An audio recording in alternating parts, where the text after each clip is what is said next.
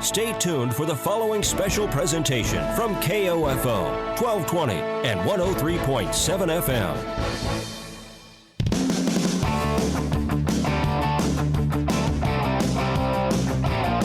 KOFO, your sports source for East Central Kansas, welcomes you to this Game of the Week football broadcast on KOFO.com. Tonight, one of the best rivalries in the area continues as the Central Heights Vikings and West Franklin Falcons face off at Advent Health Field at Ottawa University. Tonight's Game of the Week is brought to you by Quality Structures Incorporated, Dingle & Son Mortuary, Sutton's Jewelry, Advent Health Ottawa, and by Ottawa University, Kramer Pharmacy, Ottawa Recreation Commission, Bank Midwest, and Lamb Roberts Funeral Home. Our Game of the Week sponsors also include Cosentino's Price Chopper, Kansas State Bank, Adamson Brothers Heating and Cooling, CarStar, and the Ottawa Herald, the City of Ottawa, State Farm Insurance Agent Keith King, Dials Construction, Four Corners Roofing, and Fusion Alley with Primetime Grill coming soon. Now with tonight's KOFO Game of the Week, here's Luke Queen. Welcome everybody into the KOFO.com High School Game of the Week pregame show. I am Luke Queen at Advent Health Field at Ottawa University this evening, where we are in week number 8 of high school football. This is the last week of district play as the West Franklin Falcons will play host to the Central Heights Vikings here in the District 2, which is a playoff implications in play here this evening. The winner qualifies for the 2A playoff bracket. The loser of this contest will play next week in a consolation game, but the winner moves on as the 4 seed from District 2, and they will take on, I do believe it'd be the 1 seed out of District 1, if I've read that correctly, going into tonight. That is Humboldt. They are 7-0, 4-0 in the district play. They are the 5th-ranked team in Class 2A. They are taking on Southeast Cherokee this evening, winner of that. It has yet to be determined exactly who the number 1 seed is, but Humboldt sitting at 4-0 in their district. If they take care of business this evening, it will be them. But the winner here between Central Heights and West Franklin will be the 4 seed in District 2 and advance into the playoffs to play next week on the road. Central Heights 1-6 on the season, 0-3 in the Flint Hills League, and they are 1-3 in district play, almost identical. West Franklin, the host here this evening, 1-6 on the season, 0-4 in Flint Hills League play, and they are also 1-3 in district number 2. Each team's victory so far on this season has come at the hands of McLouth. Back on October the 4th, West Franklin defeated McLouth by a score of 28-6. And last week, the Vikings got the first victory of the season as they defeated McLouth 32-0. So you expect to be a dogfight between these two cross-county rivals. And with playoff implications on the line, these two teams will be battling it out for that opportunity to get into the bracket, because you never know what could happen once you get into that bracketed portion of play. So it is going to be a good ball game here between the two Franklin County rival schools and Flint Hills League rivals, Central Heights and West Franklin. We're going to take our first time out. We'll send you back to the studio, and we'll be back with a little bit more of the KOFO.com High School Game of the Week pregame show. I am Luke Queen, KOFO Sports. This is Chase Dingle of Dingle & Son Mortuary. I learned very young being in the funeral business wasn't just a job, it was a way of life. Never dull, sometimes stressful, but always fulfilling. I wanted to be a part of that and carry on the family tradition. Dingle & Son Mortuary, 785-242-2323. You've worked hard to put a roof over your family's head, so when it needs repair or needs to be replaced, hire a roofing company that will work just as hard for you. Four Corners Roofing in Wellsville, 785-883-2066, or visit fourcornersroofing.com. This is Eric Price, Funeral Director at Lamb Roberts Funeral Home in Ottawa, Baldwin City, and Overbrook. We're proud to be involved in the communities we serve and support the youth of today, because they're our leaders for tomorrow. Lamb Roberts Funeral Home, providing compassionate care when you need it most. What it means to be, you brave is to be yourself. What I've learned here is I've created memories with friends, and I was actually really comfortable being in my own skin here. Everybody has their own personality, and we're all unique here, just trying to live significant lives. And I think I'm going to leave here with an imprint that will last forever and that I can hold on to and look back at and laugh at and see that I not only learned something, but I created friendships and memories that will always stick with me. That's what it means to be brave, to be yourself. Be a brave. Visit ottawa.edu. Yeah, welcome back to the KOFO.com High School Game of the Week pregame show. Luke Queen again with you here at Advent Health Field here at Ottawa University, where West Franklin will serve as a home team here this evening as the Falcons are playing their home games here at Advent Health Field at Ottawa University, and they are welcoming in cross-county rival Central Heights here, District 2 in Class 2A. The winner advances to the playoffs as the 4 seed. 1-6 Central Heights, 1-3 in district play. West Franklin 1-6 on the season and 1-3 in district play. West Franklin defeated McLeod back on October the 4th and has lost consecutive games since then. First having the unenviable task of going on the road at Silver Lake back on October the 11th. They were defeated by Silver Lake 62-0. And then last week went on the road and took on the Bears of Oskaloosa, where they were defeated 38-16. Central Heights is coming off the first victory of the season, starting out 0-6, got the win in Week 7 against McLeod, winning 32-0. Prior to that, they had lost at Osage City 21-6, and previous Silver Lake 48-0 back on October the 4th. Central Heights had trouble. Both teams really have had trouble putting the ball in the end zone on the season. Central Heights had a big game against Oskaloosa, that 5-overtime thriller back in week number 4, 48-42 loss to Oskaloosa. And Oskaloosa has gone on a streak since then, winners of 3 of their last 4, with that kind of catapulting their start to the season. But it was a tough loss there. Played a tough game at Osage City and then came away winners last week. Again, West Franklin, again, also having trouble putting the ball in the end zone. 16 points last week at Oskaloosa is their second most points on the board so far this season, with the one exception being that 28 points in the victory versus McLeod. The McLeod last week, Central Heights scoring 32 points in that game, along with the 42 points against Oskaloosa in that 5-overtime game. But it really has been a very difficult task for either one of these schools to put the ball into the end zone. And so it is going to be crucial for somebody to get on the board here this evening. We're going to take another timeout. This time we'll take a 2-minute timeout, and when we come back, we'll have the kickoff here of the Game of the Week on KOFO.com. It's late at night. You'd been visiting family, and you're on your way home. You didn't see the deer in front of you until it was too late. Everyone is safe. Your vehicle did its job and protected you. Now you get to find out if your auto insurance does the same. It will, because you have State Farm Auto Insurance through local agent Keith King in Ottawa. I'm State Farm Insurance Agent Keith King. Let's work together to be sure your vehicle has the coverage you need. Call and schedule an appointment today at 242-9435. Stop by my office at 111 South Main in Ottawa, or visit online at keithking.net. It's inevitable. When the weather gets cold, bears hibernate. Your car battery dies, and construction crews like to work inside.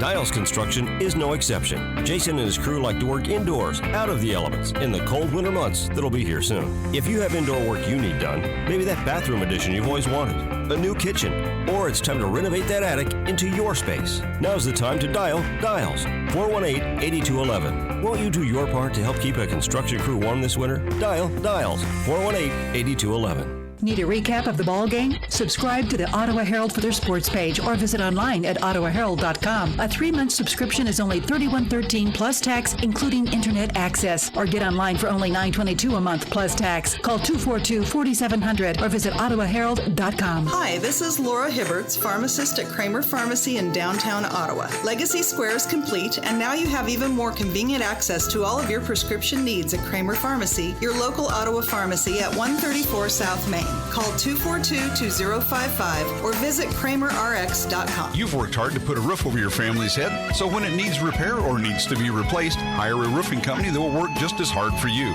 Four Corners Roofing in Wellsville, 785-883-2066, or visit fourcornersroofing.com. No matter the brand, Adams & Brothers can prepare your home comfort system for the cold Kansas winter ahead. Call them today, 785-242-9273. Adams & Brothers, maintaining your comfort for over 30 years. Yeah, welcome back here to the KOFO.com High School Game of the Week. I am Luke Queen with you here from Advent Health Field at Ottawa University, where West Franklin 1-6 on the season and 1-3 in District 2 play takes on the Central Heights Vikings, 1-6 on the season, and also 1-3 in District 2 play. Looks like West Franklin won the toss. They have elected to defer, and so Central Heights will receive the kick. They are going to defend the north end zone. South end zone be defended by West Franklin. These two schools, the winner of this contest advances into the 2A playoff bracket. It'll be played next week. They'll play the number 1 seed in District 1, as the winner of this game will be the 4 seed from District 2. And so it will be a tough matchup between these two schools, both 1-6 in overall, both 1-3 in district play. The victory for each team is over McLouth. Central Heights defeated McLouth last week 32-0, and back on October the 4th, West Franklin defeated McLouth 28-6. So they're looking for victory number 2. Somebody will advance on, somebody will go on to play in the consolation game next week, which I do believe will be against the either the 5 or 6 seed. Whoever loses this game will be the 5 seed in District 2. So I believe they'll play the District 1 6 seed, which is northeast of Arma or Erie. But have to see how that district plays out, and both those teams 0-4 in their district. So it's going to depend on who gets the victory there this evening. Again, the winner more than likely goes on the road. Humboldt is currently the number 1 seed in District 1, but they have to get things done tonight. They play southeast of Cherokee this evening. If they get that in, they are the 1 seed in District 1 and will face the winner of this game next Friday night. Looks like Cameron Wise will be kicking off for West Franklin. Tony Detweiler and Coy Newell back deep. It will be Detweiler, I believe, on the return, out across the 30-35, and will be taken down just short of the 40-yard line. They're going to mark it right at the 40. And so a good return there of about 25 yards from Detweiler. And Central Heights will take over first down and 10. The nose of the football is actually going to be at the 39-yard line. First down and 10, Central Heights, ball at the 39.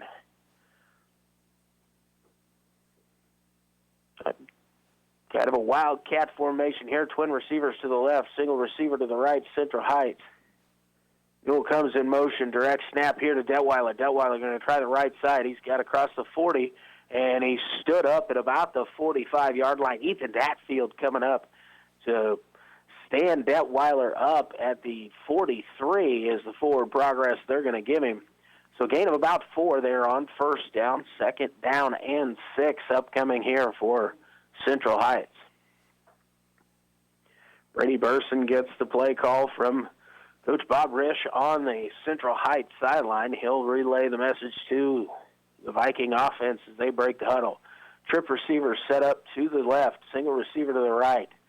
Fullback in the backfield, Burson in the shotgun. Snap is to Burson. Burson fumbles it as he tried to take off just a little bit too soon. It was going to be kind of a quarterback keeper there. Snap hit Burson in the thigh as he started to go forward on the snap. Ball fell down. He'll cover it up at the 38. So now it's third down and long. Out to third down and 11. Got to get across the 49-yard line, close to the 50 for the first down for the Vikings. Vikings break the huddle, come to the line of scrimmage here. Going to send twin receivers to each side. Colin Haynes is the fullback. Burson takes the snap. Back to pass, looking over the middle. Pass is thrown. It is too high and incomplete. Pass intended as for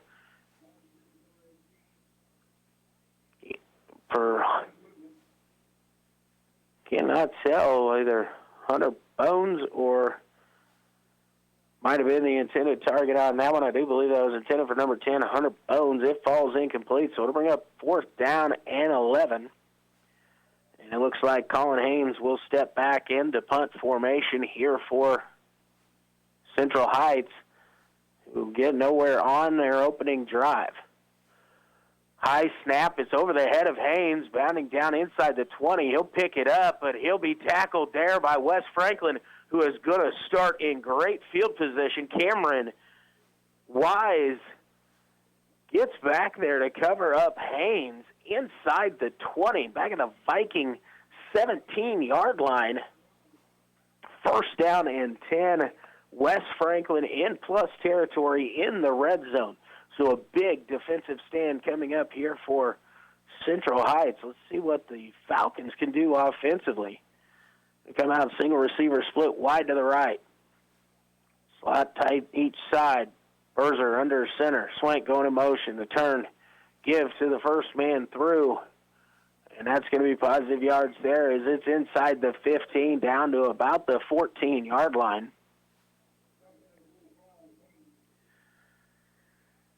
And we have a fumble and recovered by Central Heights, according to the point of the official. I did not see the fumble, but not a good start there for Wes Franklin. So turning it right back over to Central Heights, covered up there by Colin Haynes.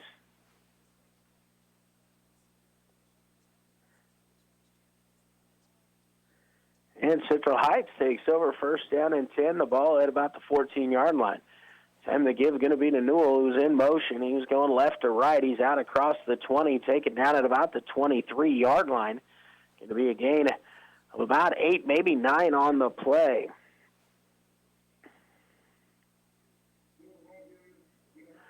So early turnover there for Wes Franklin when they had great field position.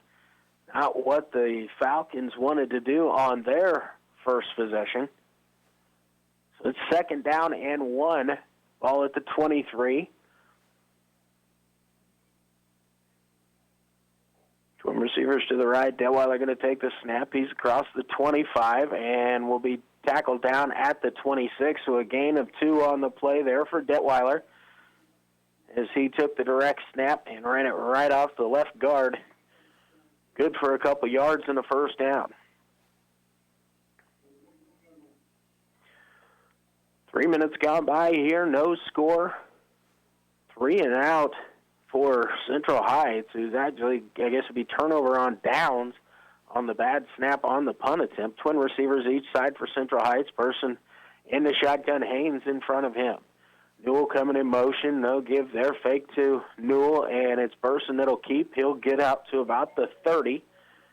So it'll be a gain of 4 on the play. Bring up 2nd down and 6. Got to get out to the 36-yard line. Again, going to go with twin receivers to each side for Central Heights. Burson in the shotgun this time. Haynes flanks him to the left. Burson going to quick pass out to the right flat, looking for Detweiler. The pass is a little bit too tall and falls incomplete. So bring up 3rd down and 6 here for Central Heights. The Falcons looking to get another defensive stop here. 3rd down and 6, the ball at the 30-yard line.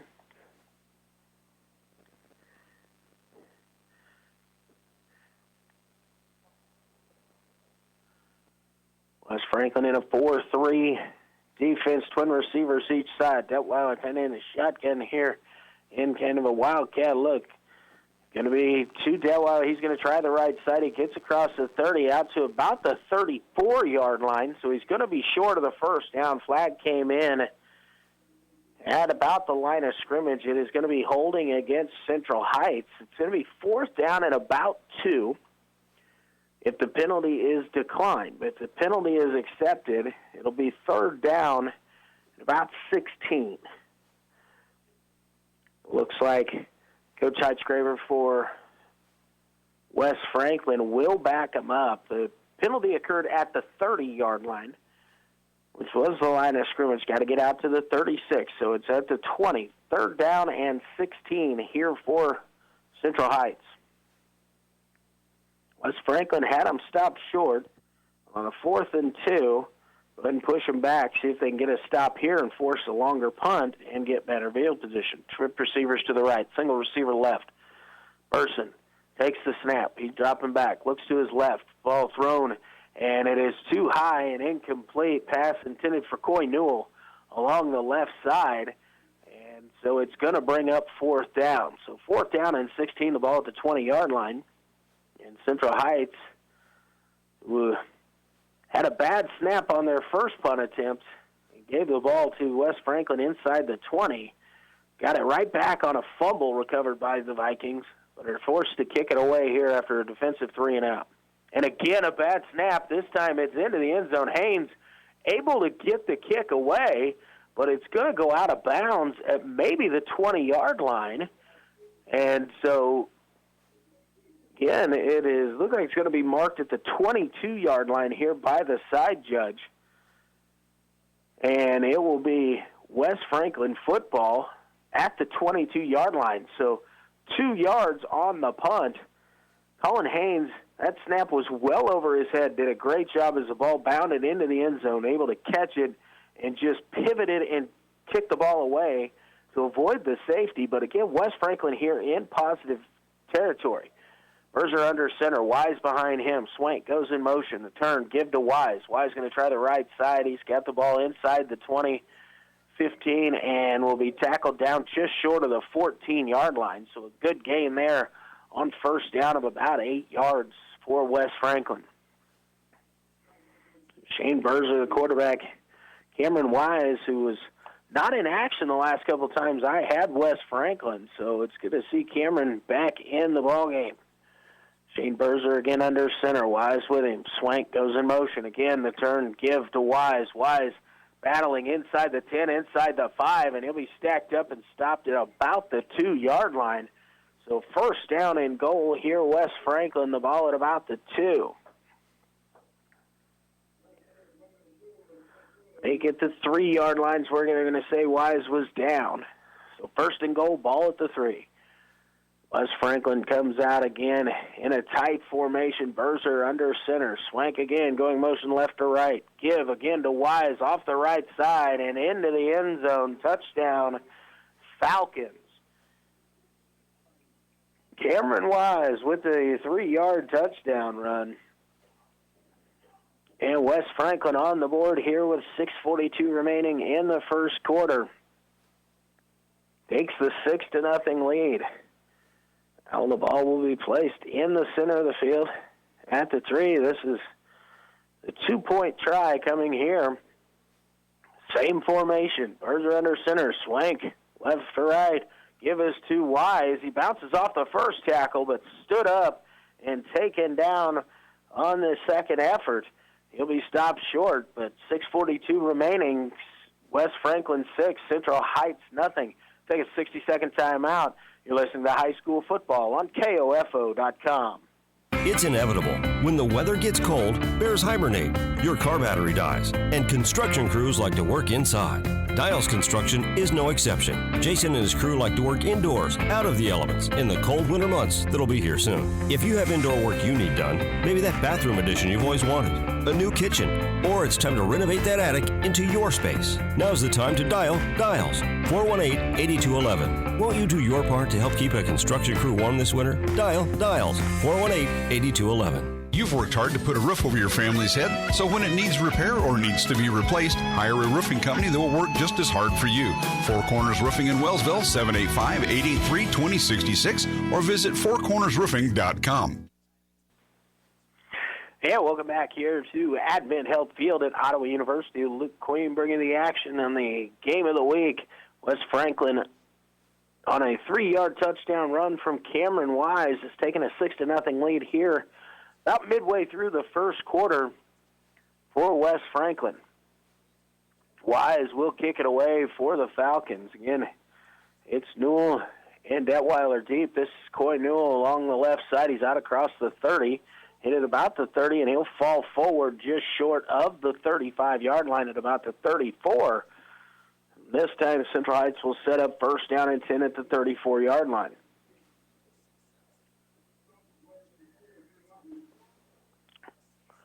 Central Heights had a little bit going in the first drive. A penalty forced them back, and then the drive stalled out. A couple bad snaps on the long snap from the center to the kicker. Twin receivers each side stacked up. Burson in the shotgun. Takes a snap. He's going to keep it himself left side. A little bit of positive yards there as he's going to get it across the 35 to about the 38-yard line. Maybe the 39. It's actually marked down at the 39. So he fell forward there. There were a bunch of bodies in the area, so I wasn't sure which one was Brady Burson as they started to roll off and where they'd mark him down. Gain of 4 on the play, second down and 6. Again, twin receivers each side stacked up. Burson in the backfield with Haynes to his left. Burson takes the snap. He's going to drop back to pass. Looking right, he's going to try to go up top, and trying to keep his feet in bounds and make the play is Tony Detweiler, but the pass was just a little bit too wide and will fall incomplete. Detweiler, you tell on that, was trying to keep himself in bounds and reach as that ball was floating out of bounds, trying to pull it back to make the play, but it's third down and 6 here. The ball at the 39. Got to get to the 45-yard line for the first down. Vikings break the huddle.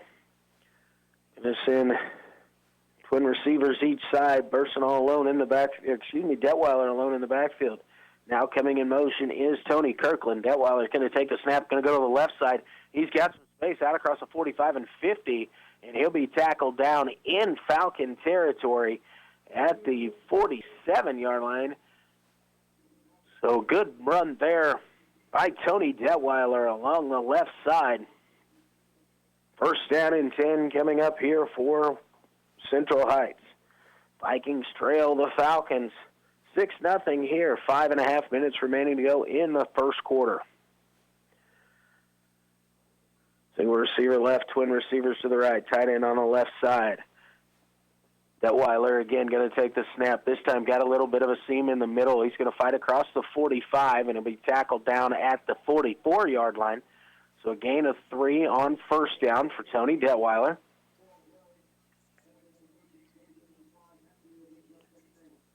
Second down and 7 coming up here for Central Heights. And neither of these teams has been able to find the end zone with regularity, with very few exceptions. But early on, West Franklin with the 6-0 lead. Twin receivers each side. This time it's Burson lined up as the quarterback. Going to take the snap. He's going to keep it himself. Going to try it a little bit on the right side. He'll be tackled down at about the 40-yard line. Maybe the nose of the football gets to the 40. So bring up third down and short. Third down and very manageable here. Got to get the ball to the 37. So 3rd and 3 here for the Vikings. Rides has had success running the football. Have had to try to throw it a couple times. Unable to complete a pass yet here this evening. Scoring 32 points last week. We're 4 of 4. Not so far this week. Burson in the backfield. Detweiler coming in motion right to left. Jet sweep to Detweiler. He's going to go left side and makes the first man miss. Nice little spin move at about the 40. He's able to break it inside the 35 down to the 33-yard line. So a pickup of 7 there on 3rd and 3. That's enough for a Viking first down. First down and 10, the ball at the 33.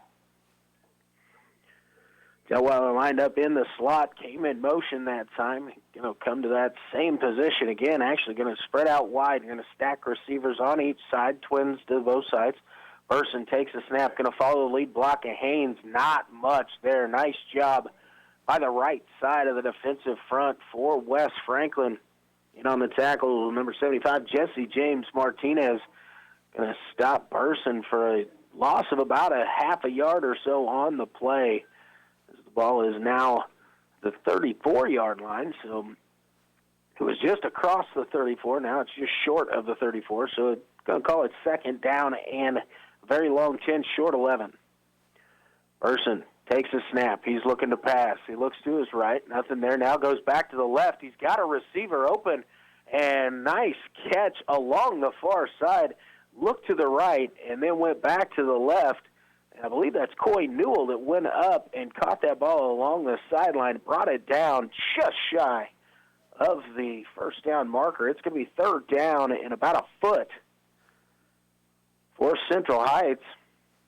2 minutes and 40 seconds remaining here in quarter number 1. Burson just ran to the sideline, now back out into the huddle.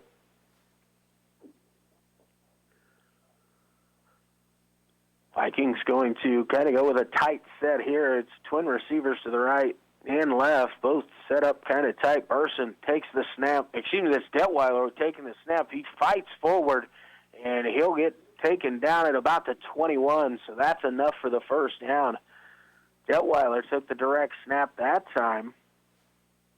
Actually got the ball to the 20-yard line, so it'll be first down and 10. The ball at the 20 here for Central Heights.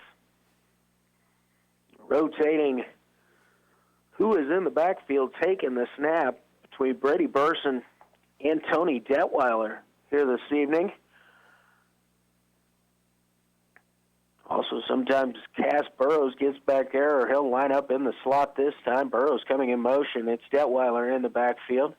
He's going to take the snap, going to move to his left. He cuts it upfield. He's inside the 15, and then down to about the 10-yard line. It's going to depend on the spot here, as if he gets to the 10-yard line, that would be the first down. They might actually measure this one out. They're going to look at it. And it looks like it's just going to be about just a foot short. This time, second down and short. Second down and 1. About 1 football length to go. Bone's going to split out wide to the left. Burson going to line up tight this time. Detweiler in the shotgun. He's going to turn, give it to the first man through. The big man is in across the 10-yard line. Going to get tackled down at about the 8, maybe the 9. I believe that might have been Tim Smith that got the carry there. Trying to see the number. Lined up a big man in the backfield. Looks like it is number 70. That's good for a first down.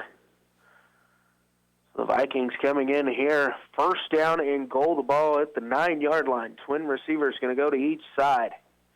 Detweiler in the backfield. He's going to come to the right side. Makes a cut upfield. He's going to get to about the 7, and he'll be tackled down there to make it second down and goal from the 7-yard line. A couple yards on the play.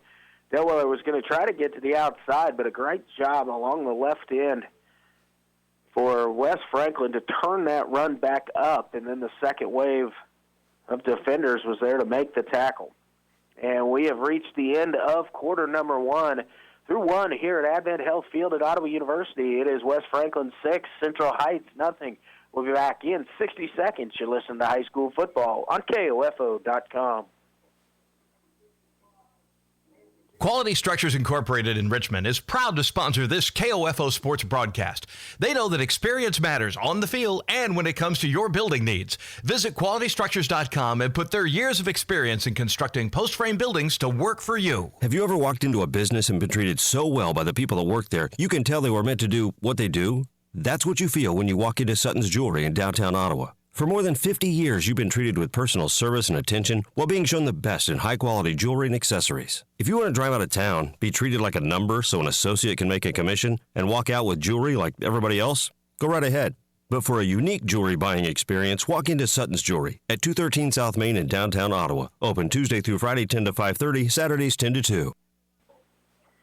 Yeah, welcome back here to the KOFO.com high school game of the week. Second down and goal at the 7. Central Heights trailing West Franklin 6-0 here as we get ready to open play in the second quarter. A couple area scores of note. In the second quarter, Jackson Heights is leading 14-0 over Linden. Linden and Jackson Heights, they're battling for the number 1 seed in their district. Also, a game of importance to Wellsville, Marysville all over Hiawatha, 39-0. Wellsville possibly could play host to Hiawatha next week. Ball is snapped. Handoff is to Jonathan Fox. The big man was lined up wide to the left, came in motion, burst and handed the ball off to him. He's going to give positive yards down inside the 5, down to the 4. Third down and goal coming up here for Central Heights. Like any other local area scores, I will let you know what's going on in those. Single receiver split out wide to the right. Detweiler going to take the handoff. He's going to give it to coming through there. No gain on the play. I believe that might have been Carson Wood on the carry. No gain on the play, so it's going to bring up fourth down and goal, Central Heights. The ball at the 4-yard line. Tonganoxie up on Ottawa in quarter number 2, 28-0. Paola up on Lewisburg, 13-0. A couple games around the area there that we get scores of. If we can come up with, it's trip receivers to the right, single receiver to the left. Burson is going to try the right side. He's battling there, and he will be stopped short. It's a gain of a couple on the play, but West Franklin is going to take over on downs. They're inside their own 5-yard line at about the 2, at the 3-yard line. And so first down and 10 from the 3. And we've got a whistle and a timeout called here by Central Heights. We'll kind of keep it right here as we look to try and get you caught up on the other scores from around the area. Speak of Hayden, up in the second quarter, Wellsville went on the road to Hayden, and they're down to the Wildcats 23-0. The game in there.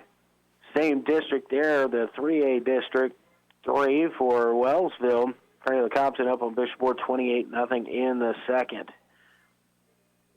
Those are a few scores from around the area. Jeff West up on Santa Fe Trail 13-0. But here it is 6-0 West Franklin, who just came up with a stop. First and goal from the 9-yard line for Central Heights, unable to punch it in, turn it over on downs, and the Falcons take over here, first down and 10 at their own 3-yard line. West Franklin going to try and get it out of the shadows of their own goalposts here at the north end. Central Heights defense is going to try and stuff them in there and get a turnover as they did on their first possession, or if they can force a quick 3 and out, they're going to get great field position, you would assume. Berzer going to go under center. Swank going to go left to right. Berzer going to keep himself. He's going to fight out as he's trying to get across the 5-yard line. He'll get there about the 6, so a gain of 2, maybe 3 on the play. Got a little bit of breathing room there, do the Falcons. It's just across the 5-yard line. We're going to call it second down and a long 7, short 8 situation here for West Franklin. Those are the football just short of the 6. Tight power formation here. Berzer again under center. Swank, motion left to right. Going to be a lead play here. Berzer going to keep it himself. He's going to get out to just short of the 10-yard line, it looks like here, by the mark on the near side. The far side official has it about out at the 11-yard line. And it looks like they're going to give it out to the 11 on the progress. So it's going to bring up second down and short, about 2 yards to go. Got to get out across the 13, almost to the 14-yard line is where the nose of the football needs to get for the first down. Second down and a long 2. Single receiver split wide to the right. Berzer under center. Going to turn, give it to Wise. Wise going to go along the left side, and he's out across the 15, tackled down at about the 16-yard line, but that's going to be good enough for the West Franklin first down. So nice job there by the Falcons to get a fresh set of downs here. The ball is actually going to be marked out at the 17. West Franklin on the left hash in jumbo formation here. McKenzie in motion going to be right up the middle. Not a whole lot there, if anything. No gain on the play. That time it was Hatfield on the carry. The ball is marked at the 18-yard line, so a gain of about 1 on the play, second down and 9. 8:20 remaining in the first half, 6-0 West Franklin. Falcons with the ball. Berzer under center. Give this time it's going to be to the motion man. That's Swank. Swank in trouble, and he'll be tackled down at about the 16. A loss on the play. That is a great defensive play coming up with the tackle. And Detweiler gets the tackle down back. They're going to mark it actually just at the 17-yard line. So a loss of 1 on the play, maybe 2. Bring up third down and long here for West Franklin. 3rd and 11 for the Falcons. Got to get it to the 28-yard line for the first down. Ball at the 17. Twin receivers right. Berzer under center. Wise in the backfield. The turn. The pitch is to Wise. Wise going to go to the left side. Out across the 20 and tackled down there. Looks like at about the 23, maybe the 24-yard line. So it's going to bring up 4th down and about 4. So it's a decision time here for West Franklin. And it looks like West Franklin's going to run out the punting unit onto the field. Lance McCullough going to drop back into punt formation. Detweiler and Newell both back deep. And it's a fake. Berzer takes a snap, and he's got it at the 25, 30, 35, and 40. And he's breaking into the open field at about the 40, 45, and crosses the 50-yard line before he's tackled down at the 48. So the fake punt by West Franklin snapped to the upback, who was Shane Berzer. And Berzer found a crease. And a big gain there. 4th down and 4. Fake punt run by West Franklin. And it gives them a fresh set of downs at the Viking 48-yard line in plus territory. This drive started back at the 3. Single receiver set up left, wide left. Berzer under center. In his Swank in motion, the give is going to be to Wise. Wise going to go to the right side. He's tackled inside the 45, down at about the 44. A good gain there on first down, 4 yards. About 3.5, 4 yards. Second down and 6 coming up here for West Franklin.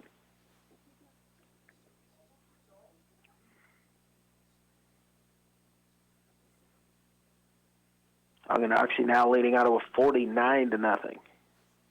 West Franklin comes to the line of scrimmage. Single receiver split wide to the left. Wise behind Berzer in the backfield.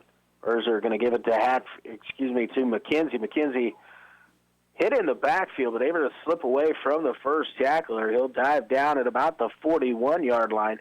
So a gain of another 3 on the play, going to bring up third down and 3 for the Falcons at the 41-yard line of the Vikings.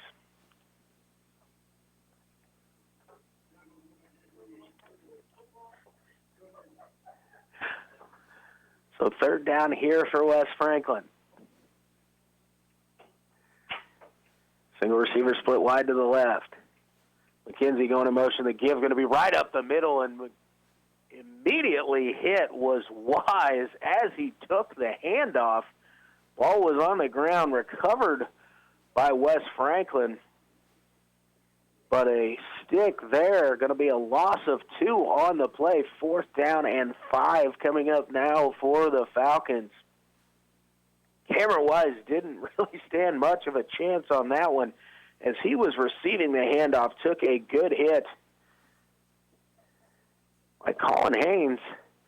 All popped loose. Falcons able to recover. Going to go for it here on 4th down. Berzer under center. And it's Swank in motion. Berzer's going to keep it. He's at the 40, and it'll depend upon the spot as it looks like everybody's going to mark him down at about the 39. They had to get to the 38 for the first down. So this quite possibly could be a stop here by Central Heights. They're going to mark the football. It is short of the 38, which was the line to gain. The officials are going to look at it, and it is a stop here from Central Heights. So West Franklin will turn it over on down. Central Heights takes over 1st down and 10 from just outside their own 38-yard line.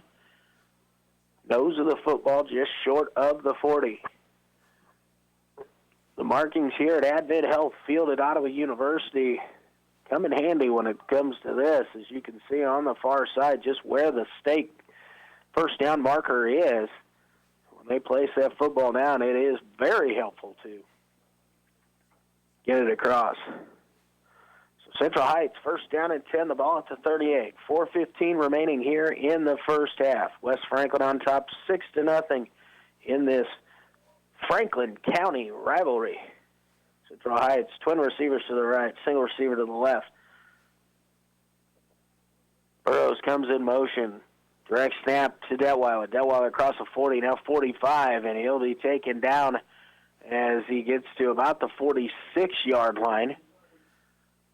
Just shy of the 47. A nice run there on 1st down from Tony Detweiler. Ball is just short of the 47. Got to get it to the 49 for the 1st down. Going to call it 2nd down and 2 here for the Vikings. Winner of this game advances to the 2A playoff bracket. Twin receivers going to split each side. It is Brady Burson in the backfield. Newell coming in motion. The give is to Coy Newell. Newell out across the 49 to right at midfield, I believe. Going to be just short of it maybe by the nose of the football, but it's good enough for the 1st down as he had to get to the 48-yard line, and he got to the 49. And we've got a personal foul face mask called here against Central Heights. The flag, it occurred right in the middle of the field, and the flag is sitting on the 46-yard line, but the yellow penalty marker was thrown on the yellow arrowhead at Ottawa University, and it was very difficult to see. But a foul occurred between the 45 and 46, so the ball backed up inside the 31. So now instead of 1st down and 10, just shy of midfield, it is 2nd down and long. We're going to call it 2nd and 18 yards to go as the ball is just across the 30. It is Detweiler going to take the snap. Low snap. He picks it up. Now he's cutting back to the right as he started to the left. He's into the secondary. Now out towards midfield. He's got the yardage for the 1st down. And he'll be tackled down inside the 45 at about the 42, maybe the 43, maybe the 42. So a big run there. Second down and 18. And Detweiler picks up 27 on the play. The ball is across the 43. First down and 10 at the 43-yard line. The nose of the ball is the entire football between the 43 and 42 in Falcon territory. Twin receivers going to split each side. Person in the backfield. Shotgun formation. Detweiler coming through. Fake on the jet sweep. Burson's going to keep it himself. Go to the right side across the 40. Tackle down at about the 38. So gain of about 5 on first down. Second down and a long 5, short 6 situation here for Central Heights.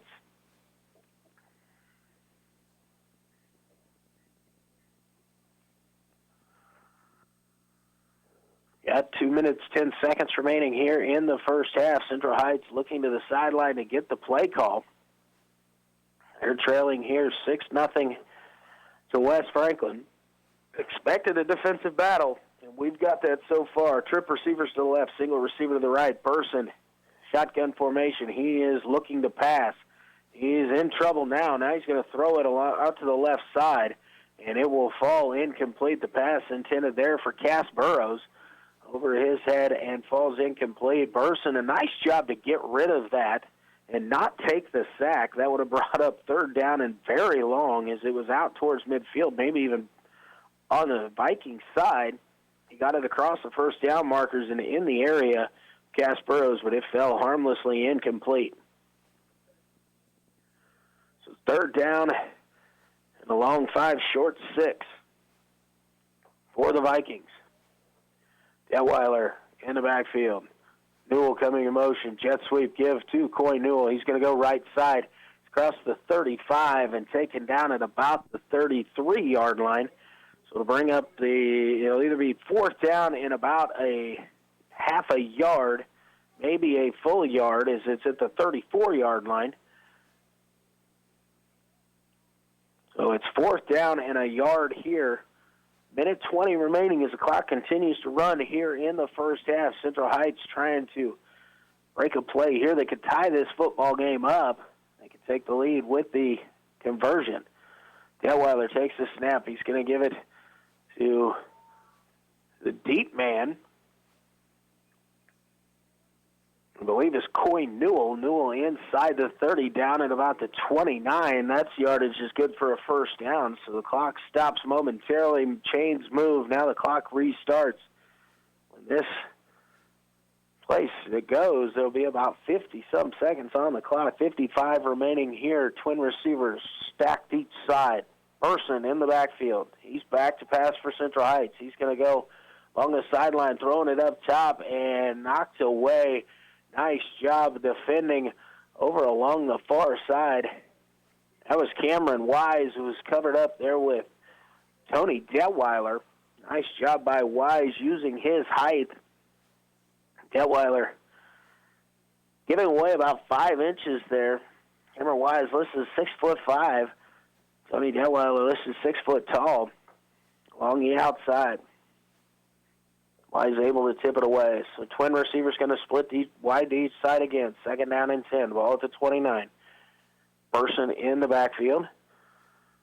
Now he's going to send Detweiler in motion. Burson going to throw it up top. He's got a man, but just out of the reach of the intended receiver was the pass. Just a little bit too much underneath that one. That's Coy Newell, the intended target on the pass from Burson.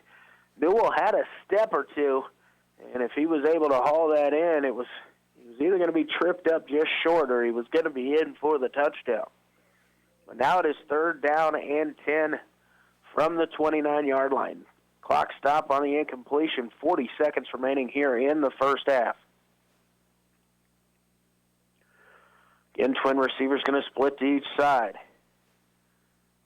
This time it is Detweiler in the backfield. He's going to look to pass. And he's got a man open over the middle, and that is Brady Burson, with the 29-yard touchdown catch.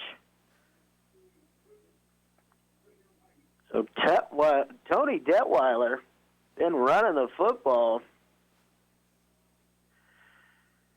comes in and throws a strike on the seam route to Brady Burson. And Central Heights has tied it up here with 34 seconds remaining in the first half at 6-6.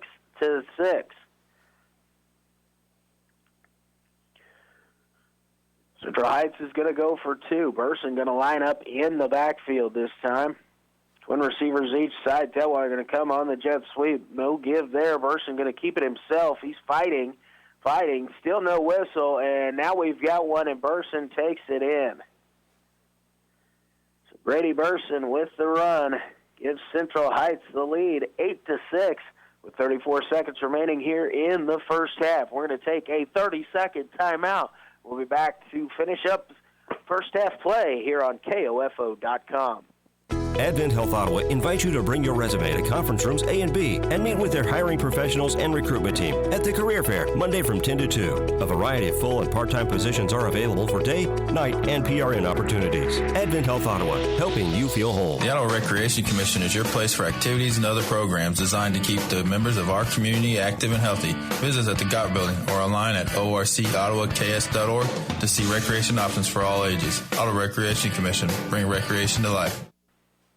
Yeah, welcome back here to Advent Health Field at Ottawa University. I'm Luke Queen with the action here of the KOFO.com High School Game of the Week. 34 seconds remaining in the first half. And on a 29-yard touchdown pass from Tony Detweiler to Brady Burson, Central Heights added the two-point conversion run by Burson, has taken the 8-6 lead over West Franklin. Brady Burson going to kick it away here for the Vikings. Back deep is Wise and Hatfield. Actually, that's Caleb McKenzie. I tell you that back. Kick is away, and it's going to bound down about the 21, and it will go out of bounds at about the 20. So 25 yards from the kicking spot. West Franklin will take over first down and 10 with the ball at the 35. I believe they're going to put 1 second back on the clock. The clock was at 34.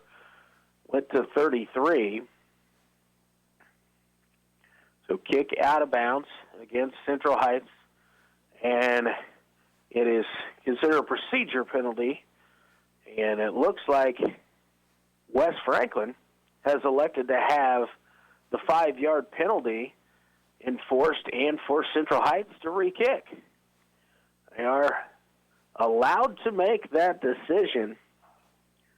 So Caleb McKenzie or Cameron Wise might have an opportunity here for a return. Looked like Central Heights was going to just go ahead and do that to avoid an opportunity for a return. Clock is actually now saying 38, and it doesn't look like it's 38 seconds. I'm not really sure what's going on there. It was 34 prior to that kick.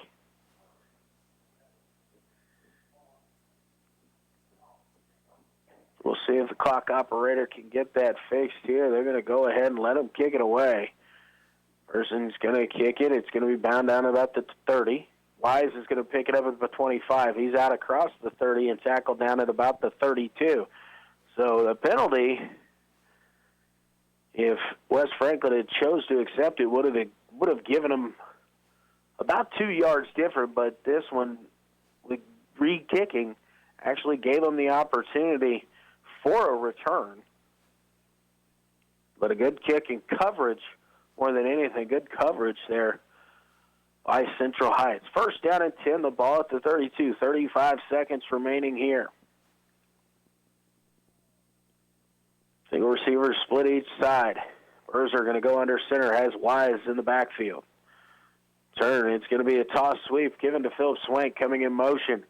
Going right to left, Swank's going to get across the 35 to about the 36-yard line. And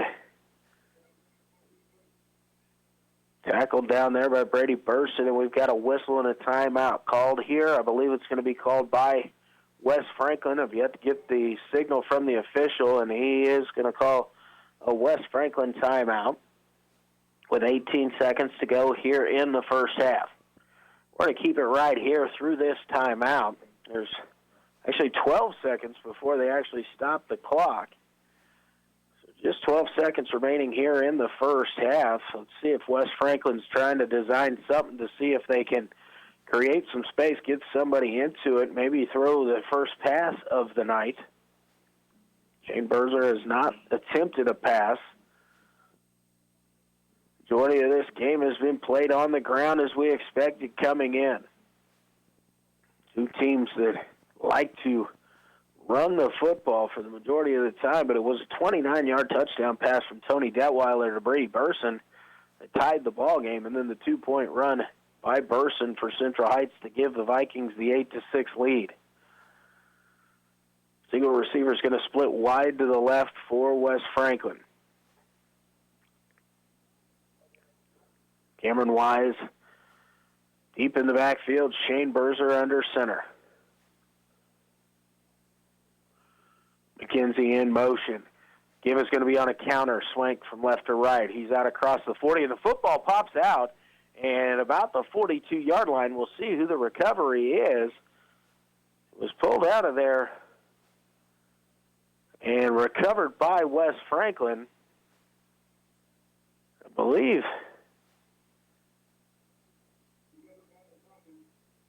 I'm going to see what the officials say here, is if time expired or not. And they are saying we have reached zeros, so we have reached halftime here at Advent Health Field at Ottawa University, where the Central Heights Vikings lead over the West Franklin Falcons by a score of 8-6. We're going to take a 2-minute timeout, and we'll be back with the halftime show. After this, you're listening to High School Football on KOFO.com. Smart Ottawa shoppers know Cosentino's Price Chopper has the best rewards program in town. Only Price Chopper lets you earn points on all your purchases. Visit mypricechopper.com and start saving on food or fuel today. Shop Cosentino's, your local family-owned grocer since 1948. Let's face it, auto insurance can be confusing. Do you know you're comprehensive from your collision, your no-fault from liability, your premium from your deductible? After an accident is no time to find out that your definition of full coverage is actually different from what your policy says. Let local State Farm Insurance Agent Keith King explain auto insurance in terms you can understand. I'm State Farm Insurance Agent Keith King. Let's work together to be sure your vehicle has the coverage you need. Call and schedule an appointment today at 242-9435. Stop by my office at 111 South Main in Ottawa or visit online at keithking.net. Technology, mobile banking. I totally heart my bank. Kansas State Bank. A better way to bank with community people you know. Member FDIC. Equal housing lender. Save time and hassle later by checking your vehicle now to be sure all of your lights and signals are in working order, adjust mirrors, and check your tire pressure. This reminder from CarStar Ottawa. Call 242-8916. CarStar. Relax. We'll take it from here. Yeah, welcome back here to Advent Health Field at Ottawa University. I'm Luke Quinn, and it is the High School Game of the Week halftime show. Central Heights leading West Franklin here by a score of 8-6. It's been a defensive battle for both sides. Central Heights started out with the football. They went 3 and out. A bad snap turned it over inside their own 20-yard line. West Franklin took over first down and 10 at the 17, fumbled on the ensuing play. Central Heights unable to get anywhere on the drive. Had to punt it away again. Another poor snap. Colin Haynes did a great job of recovering it and getting the kick away, but it gave the ball to West Franklin again at the 22-yard line. And Cameron Wise was just fed over and over and over again, and he finally plunged in from 3 yards out with 6:42 remaining in quarter number one to give West Franklin the 6-0 lead. Wise was tackled down on the 2-point attempt, and so came up just short with that. And so West Franklin led 6-0. That's how we finished up quarter number one. It was back and forth. Quarter number two, nobody really getting an advantage either way, but Central Heights had a possession late in the half. They were able to drive down, had second down and 10, the ball at the 29-yard line, when Tony Detweiler found Brady Burson streaking down the seam from his tight end position. Burson lined up as the tight end on the play, and Detweiler, who'd been running the football through kind of the Wildcat formation, actually stepped back and threw his only pass so far tonight. 1 for 1 for 29 yards and a touchdown. Burson added the 3-yard run there, the point after run, and gave the Vikings an 8-6 lead. And that was all that we could do in the first half. That was with 34 seconds remaining in the half. And so West Franklin tried to get it quickly going the other direction, but there just wasn't enough time. And we reached zeros with Central Heights in the lead at 8-6. So we're going to take another 2-minute timeout. When we come back, we'll see if we can get caught up on area scores from around our listening area at least, and we'll do that after this 2-minute break. You're listening to High School Football on KOFO.com.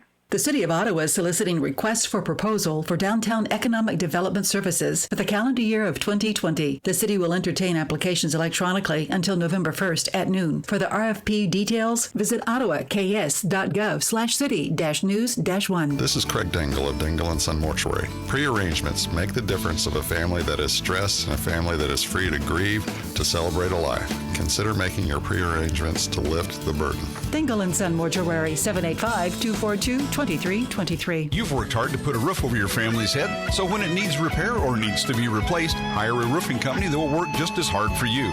Four Corners Roofing in Wellsville, 785-883-2066, or visit fourcornersroofing.com. This is Eric Price, Funeral Director at Lamb Roberts Funeral Home in Ottawa, Baldwin City, and Overbrook. Our staff knows the importance of working as a team to take care of you in your time of need. We want to show the youth in our communities that we support their teamwork as well by sponsoring this broadcast. I invite you to visit lamb-roberts.com.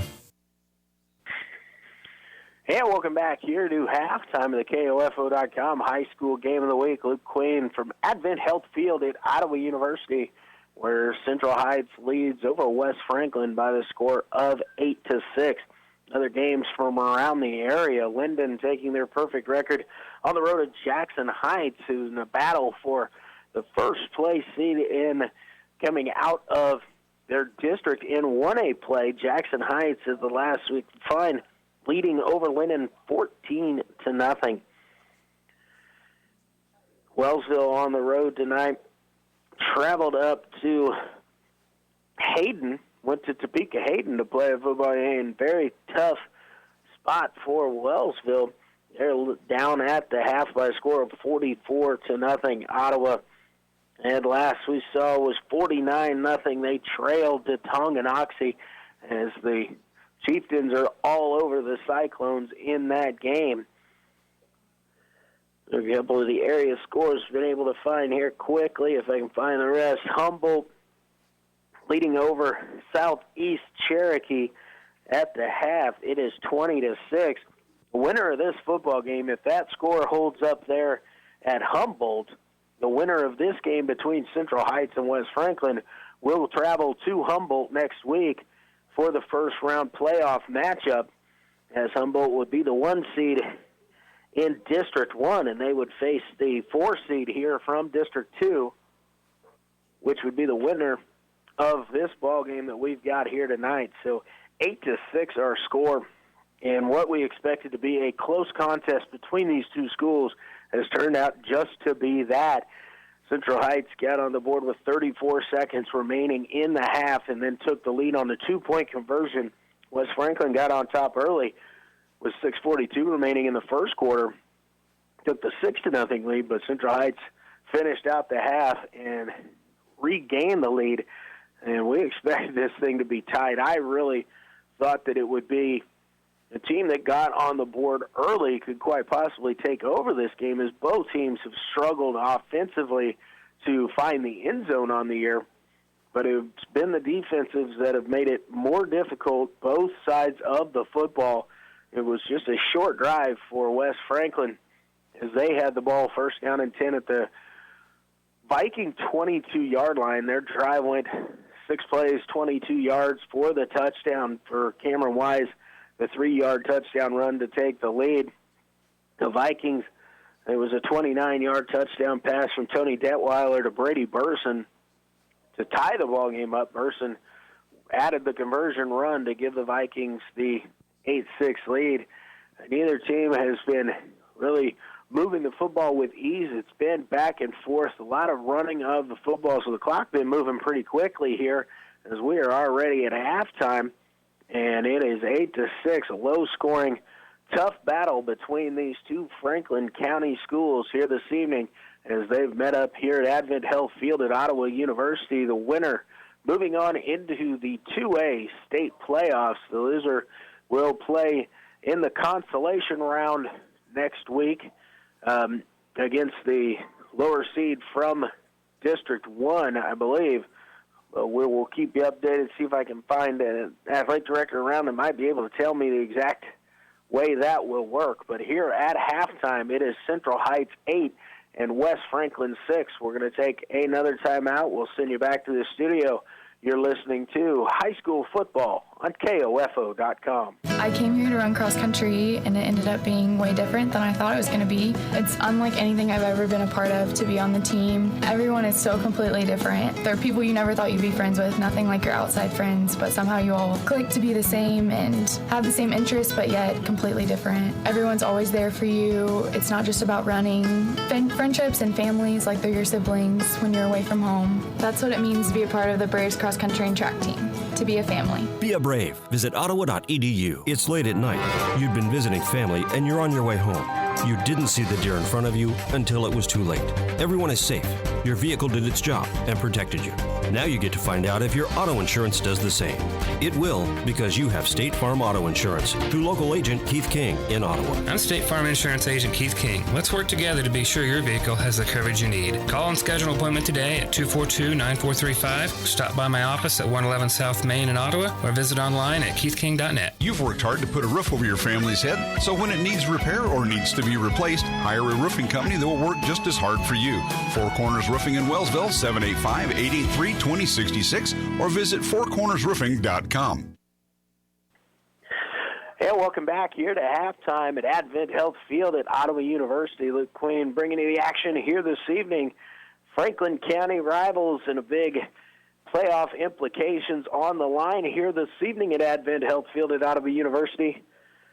At halftime, it is Central Heights 8, West Franklin 6. The winner of this game moves on as the 4 seed in District 2 in the 2A bracket. Both teams came in tonight 1-6 on the season, 1-3 in district play. Each team's victory on the year and in the district was versus McLeod. Central Heights got the taste of victory last week when they defeated McLeod 32-0. It was back in week number 5 that West Franklin took on McLeod, and they defeated them 28-6. Since then, West Franklin has had to go on the road twice. It was senior night here for West Franklin. The last couple of weeks, they went on the road to Silver Lake and Oskaloosa, where they were defeated. Senior night last week for Central Heights, they got the victory over McLeod. Seniors for West Franklin getting recognized tonight: Jacob Norris, Philip Swank, Shane Berzer, David Woodruff, Trey Gibson, and Owen Wells, the seniors on the roster for West Franklin. A young football team at West Franklin, just 6 seniors on the roster. Central Heights is also considered to be quite a young football team as well. They're led mainly by a solid core of junior class guys, but they do have 8 seniors on their football team, so not a large contingent of upperclassmen or the highest class. Both teams kind of have a low senior class, but the seniors here this evening doing some damage and trying to get the victory. West Franklin trying to go out on senior night with a victory. They go on the road. If they lose, the loser of this game, I do believe, would actually play host in next week's action depending on where the results of other games may be. But the winner definitely advances on in the 2A playoffs to probably more than likely travel down to Humboldt, who had a 20-6 lead over Southeast Cherokee. That game was at halftime. The last we were able to find a score. We're going to try and keep you updated on that, as it will also tell you where these two teams will be playing next week. Wellsville on the road. They are the 5 seed in their 3A district, and it looks like they're going to probably play host to Hiawatha, who was down at the half big in its game, as they will be the 6th seed coming out of the District 3, District 4, Wellsville being District 3. 3 and 4 play each other in Week 9. But here at halftime, it is Central Heights 8, West Franklin 6. We're going to take another 2-minute timeout, and when we're back, we're going to get ready for second half action from here at Advent Health Field at Ottawa University. I am Luke Queen, KOFO Sports. It's inevitable. When the weather gets cold, bears hibernate, your car battery dies, and construction crews like to work inside. Dials Construction is no exception. Jason and his crew like to work indoors, out of the elements, in the cold winter months that'll be here soon. If you have indoor work you need done, maybe that bathroom addition you've always wanted, a new kitchen, or it's time to renovate that attic into your space. Now's the time to dial Dials. 418-8211. Won't you do your part to help keep a construction crew warm this winter? Dial Dials. 418-8211. Hi, this is Laura Hibberts, pharmacist at Kramer Pharmacy in downtown Ottawa. Legacy Square is complete, and now you have even more convenient access to all of your prescription needs at Kramer Pharmacy, your local Ottawa pharmacy at 134 South Main. Call 242-2055 or visit KramerRx.com. No matter the brand, Adams & Brothers can prepare your home comfort system for the cold Kansas winter ahead. Call them today, 785-242-9273. Adams & Brothers, maintaining your comfort for over 30 years. Yeah, welcome back here to Advent Health Field at Ottawa University. Luke Queen with you as we get ready for second half action. Both teams have jogged back out on the field, getting ready to go into battle here in the second half. A 2-point ball game at the half, 8-6. It is Central Heights, the visiting team, on the scoreboard, and West Franklin, the home team, trailing by 2. West Franklin won the opening kick, or won the coin toss. They deferred to the second half. So I would assume that they're going to take the football here in the second half. Central Heights will be kicking it away. So West Franklin looks to get their offense going here. So far, defensively, have done a nice job. You know, anytime you only give up 8 points and a half, you've done some good things. But defensively, Central Heights has been up to the task so far. They've only allowed 6, and that was on a short field. After a bad snap, Colin Haynes able to go back, pick it up in the end zone, and just pivot and kick the ball away. Nice job by Haynes in that situation, just to get rid of it and not get a safety, or really just give West Franklin the ball inside their own 5 if he was even able to get out of the end zone. Got the ball away. It was not a very long kick, just out past the 20, and the drive started at the 22-yard line. Well, West Franklin just turned, gave the ball, ran the same play each time on the drive, continued to just give it to Cameron Wise just off the right guard, and Wise able to take it in on the 3-yard touchdown run. That was midway through the first quarter. It was 6-0 for quite a while. With 6:42 remaining, West Franklin got on the board 6-0 in the first quarter. It wasn't until there were 34 seconds left in the half, Tony Detweiler found Brady Burson on a 29-yard pass to give Central Heights tie the ball game back up, and then Brady Burson ran it in on the conversion to give the Vikings the 8-6 lead. So West Franklin will receive the second half kickoff, and we'll see what the Falcons' adjustments they made at halftime, try to get the offense going here and see if they can reclaim the lead in this ballgame. Again, neither one of these teams has been scoring many points. 5-overtime game back on the 27th of September versus Oskaloosa. Central Heights scored 42 and the 5 overtimes. Between regulation and the 5 overtimes, if memory serves me correctly, I believe that game was 16-16 at the end of regulation, and then it was 48-42 the loss for Central Heights. Last week against McLeod, the Vikings able to put 32 points on the board. Those two games, the only 2 times this season Central Heights has scored more than 6 points in a game. They've also been shut out twice on this season at versus Council Grove and versus Silver Lake. Only once has West Franklin been shut out on the season. That was against Silver Lake last week in a loss to Oskaloosa. They put 16 points on the board, defeated McLeod 28-6. Other than that, they have scored 6 points 3 times against Osage City, Linden, and Mission Valley. Got 8 points against Northern Heights, but last week in the 38-16 loss to Oskaloosa and the 28-6 victory over McLeod, the only 2 times they've scored more than 8 points on the season. So Central Heights is getting ready to line this up and kick it away. Back deep is Cameron Wise and Caleb McKenzie for the Falcons. Burson approaches the ball. Joe pokes it down, and Wise picks it up at about the 15. He's out across the 25, 30, 35, 40, and he's into the open field as he crosses midfield. 50, 40, 35, 20, 10, 5, touchdown, West Franklin. Cameron Wise, 85-yard kick return touchdown.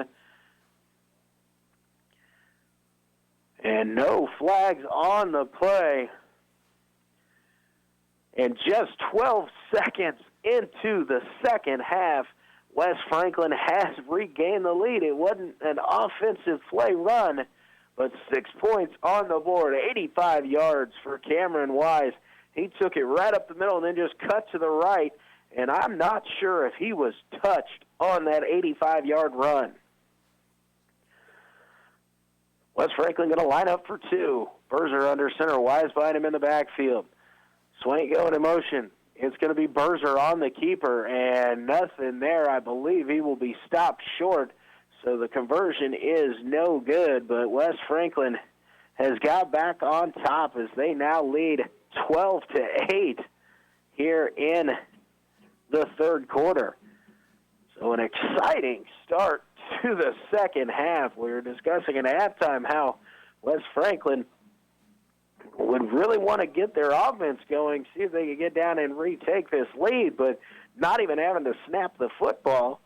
And it was a big return. Cameron Wise, 85 yards on the return for the score. And the Falcons reclaim the lead 12-8. So now Wise, who just took that kickoff 85 yards to the house, was in on the 2-point conversion, is now going to kick it away to Central Heights. It is Detweiler and Newell back deep for the Vikings. Open the season with a kickoff return. Coy Newell went 90 yards, if my memory serves me correctly, on the first kickoff of the season for the Vikings. So it can be done as well. We'll see here. Cameron Wise will kick it away. He is away. It is taken by an up man. I believe that's Tony Kirkland. Kirkland along the right side, out at the 40. Now 45 and 50. Crosses midfield. It'll be pushed out of bounds just short of the West Franklin 40-yard line, out at the 42. So another right back at it come the Central Heights Vikings, as they're going to start first down and 10 in plus territory with the nose of the football sitting at the 42-yard line. So 21 seconds gone here, and we've had about 115 return yards and 6 points already put on the board by West Franklin. Twin receivers going to split wide each side. Brady Burson in the shotgun formation. Snap is back. Burson going to keep it himself. Going to try the left side. He gets to about the 40 before he's met there by a host of West Franklin defenders. Jesse James Martinez leading the charge there. He'll be marked down short of the 40, ball at the 41, so it's a gain of 1.5 yards on the play. Second down and 8 coming up here for Central Heights. Colin Haynes is checking out, it looks like, for the Vikings. The Vikings are going without their fullback here on this play. Person going to line up as a tight end. Twin receivers each side, and it's Tony Detweiler in the backfield. And we've got a whistle, and I believe it's going to be, yes, a delay of game penalty called here against the Vikings. They were not very quick coming up to the line of scrimmage. There is not a play clock here that I can see it. Advent Health Field at Ottawa University, they're not on. I knew they had them here. They're back. Reason why I couldn't see it is they're black. Direct snap back to Detweiler. It was in trouble there from the start. He's able to get away from the first tackler as he gets across the 45, taken down at about the line of scrimmage. A low snap picked up there by Detweiler going to the left. We've got a flag, and it's going to be holding against Central Heights here along the near side. So it'll bring up 3rd down and 10, or they mark it off. 2nd down, the flag was thrown at about the 47-yard line, so it's going to move them back across midfield into Viking territory, back at the 43. They got to get down to the 32-yard line for the first down.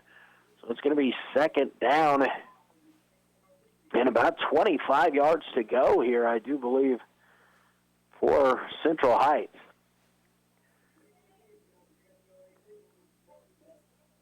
Colin Haynes going to run the play in here to the huddle for Central Heights.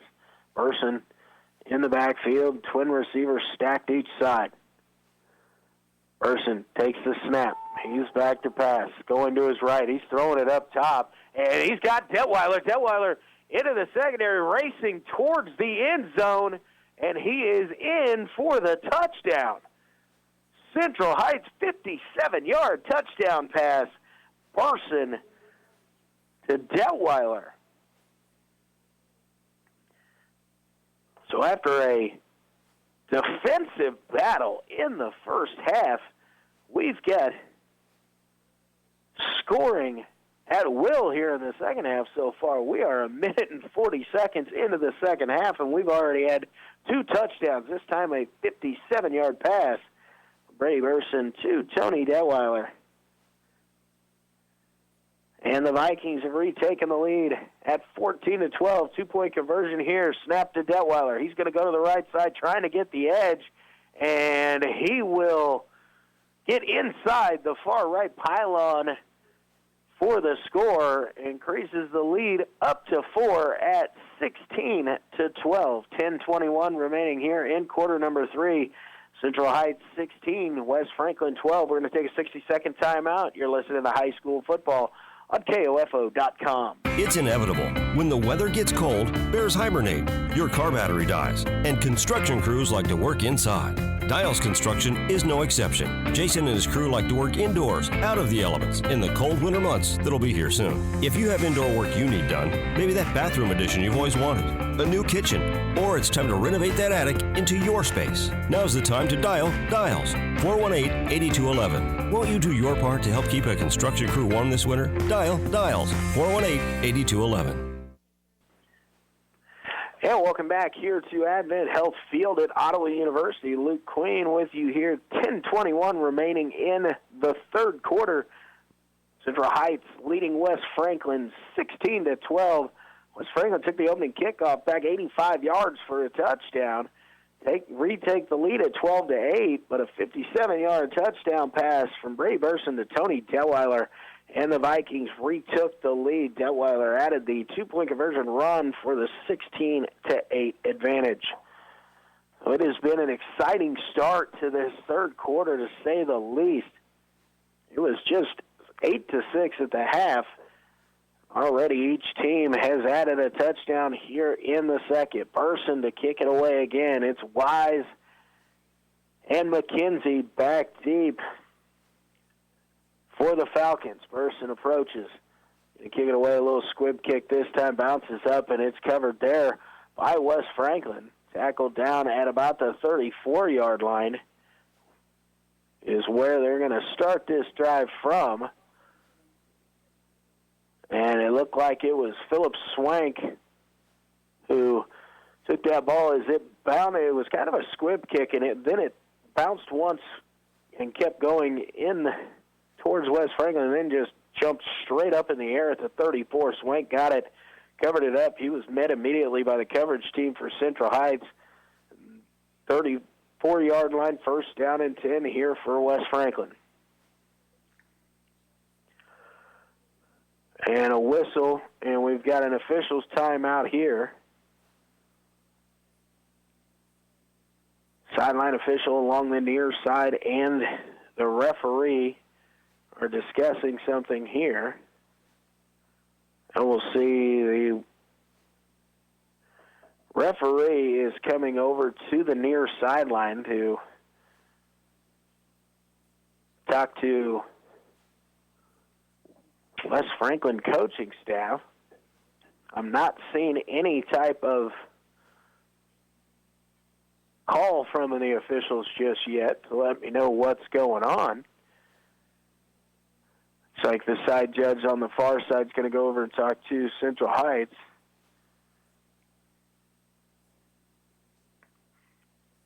Still no word or no signal towards this to the press box.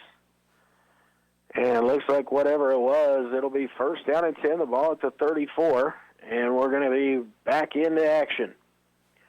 Berzer under center.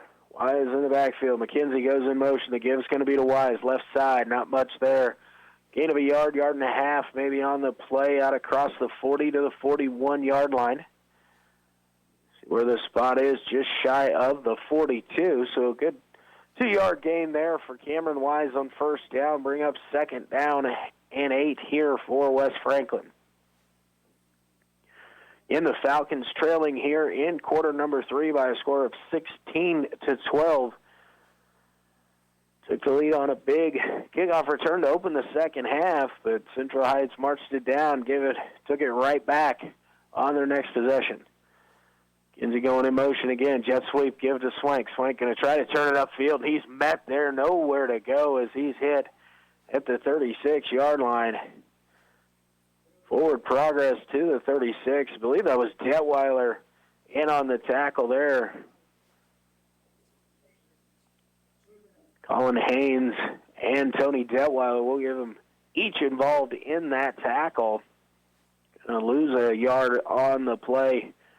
It is third down and 8 now. The ball is short of the 36-yard line. This time it's Swank in motion. The give's going to be to Wise. Wise across the 40, tripped up there, but he's able to regain his feet as he crosses midfield, and he'll go out of bounds at about the 40-yard line into Viking territory. Nice run there by Cameron Wise for the first down. Yardage needed to be first down and 10 in Viking territory for the Falcons at the 45. So Wise was tripped up early, started to go down, able to regain his feet at about the 45, and then added another 10 yards. He was the Falcon 45 when he was tripped up and able to regain his balance, get across the 50, and was taken out of bounds at the 45-yard line of the Vikings. 8:32 remaining here in quarter number 3. Single receiver split wide to the right. Kinsey starts in motion, now comes back. Gives going to be to Swank on the jet sweep. He cuts it directly upfield as he was met by Jonathan Fox, who was a couple yards into the backfield, and a nice job by Swank to get a couple yards there, give him 3 as he's down to the 42-yard line. So second down and 7 here for West Franklin.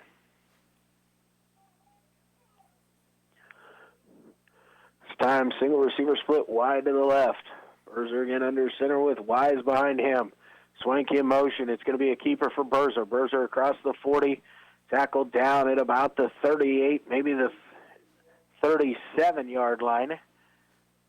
So another positive gain there is going to bring up third down at about 2 yards to go. Got to get to the 35. We've got a Viking player down on the field.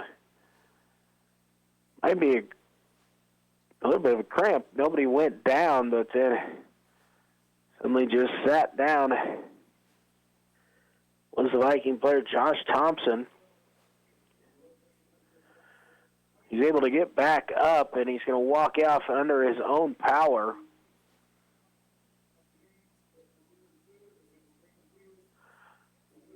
So now we had a little time out for injury here, but quickly Thompson able to get up and walk off the field under his own power.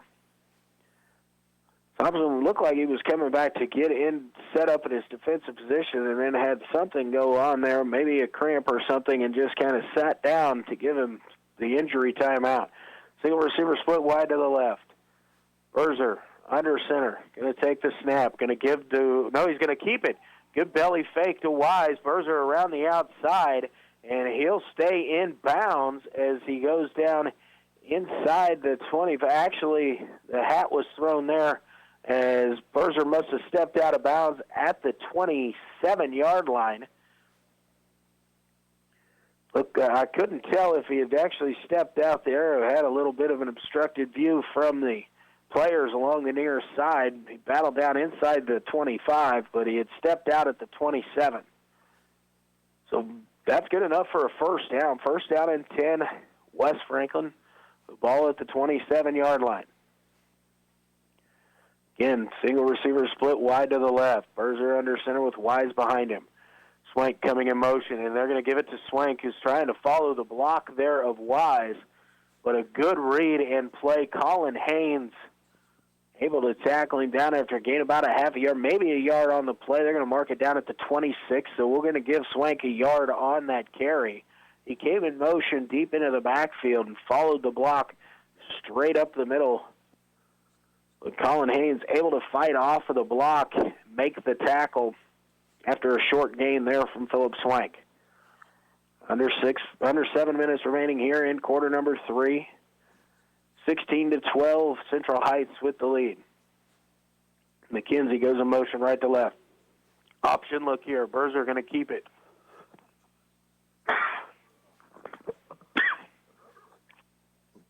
Good, strong run there by Shane Berzer as he gets inside the 25 and will be tackled down at the 23. Gain of about 3 on the play.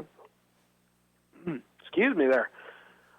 So bring up third down here and about 6 yards to go. Manageable here, probably 4 down territory inside the 25 for West Franklin. Twin receivers this time going to split out wide to the right.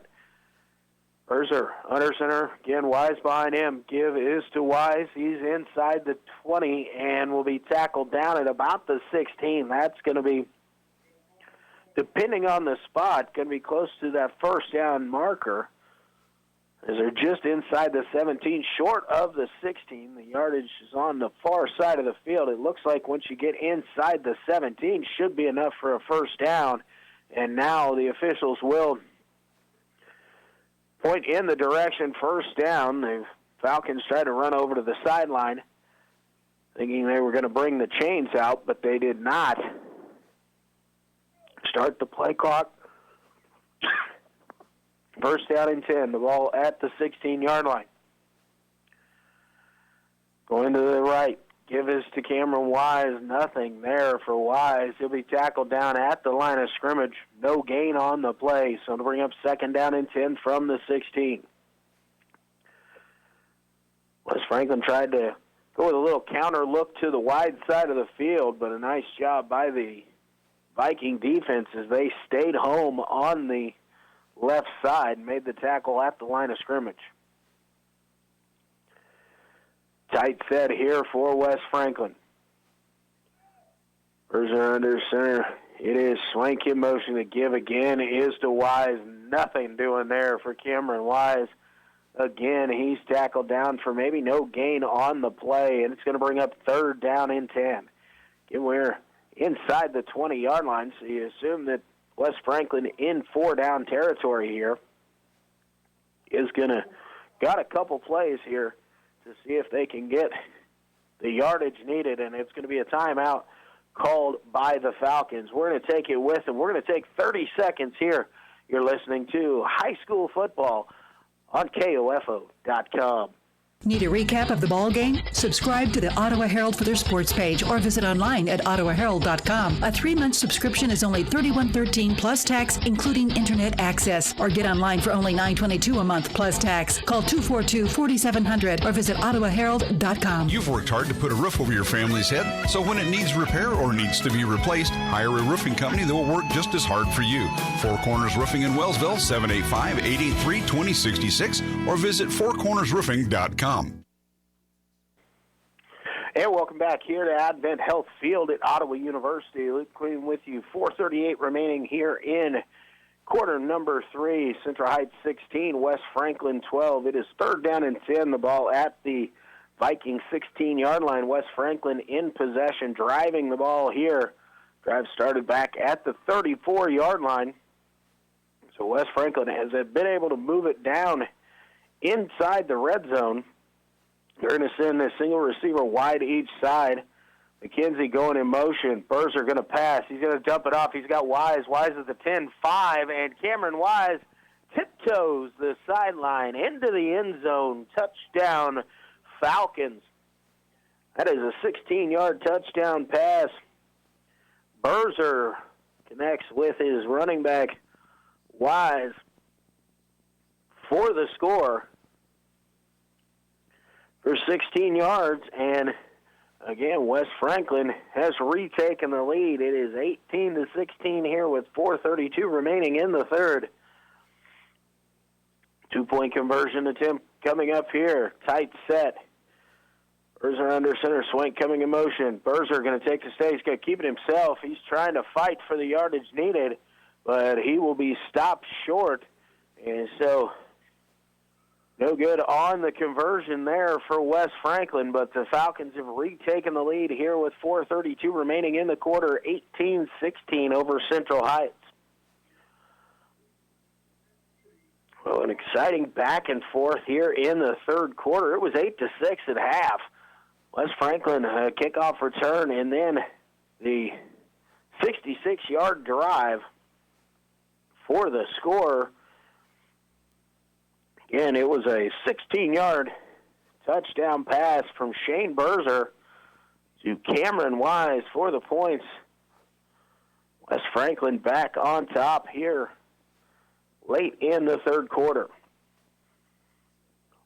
So the rest of the third quarter and the fourth quarter, as exciting as this first 8 minutes of the third quarter have been, we are in for a treat here at Advent Health Field at Ottawa University.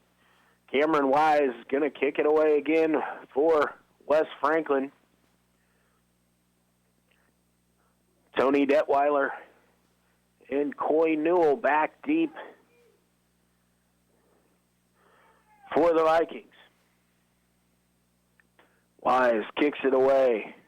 Taken by the up man, Brady Burson. Burson along the right side. He's going to try and get outside. Excuse me, that's Tony Kirkland actually on that, I believe, is the up man that took that. He'll be tackled down at the 38-yard line. And this is where Central Heights will take over, 1st down and 10 with the ball at the 38. So the Vikings 62 yards from the end zone. 4:24 remaining here in quarter number 3 as they find themselves trailing 18-16. Somehow the scoreboard has it as Central Heights 19 and West Franklin 16, but I know that is incorrect. Twin receivers each side, kind of in a slot formation. Newell in motion. The give is going to be to Coy Newell. He's going to try the right side. Got a little bit of room there as he's going to get out to about the 40, maybe across the 40 to about the 41. Nice job there along the left side in the pursuit by the West Franklin defensive front. Ball will be marked at the 41, so it's a gain of about 3 on the play. 2nd down and 7 here for Central Heights.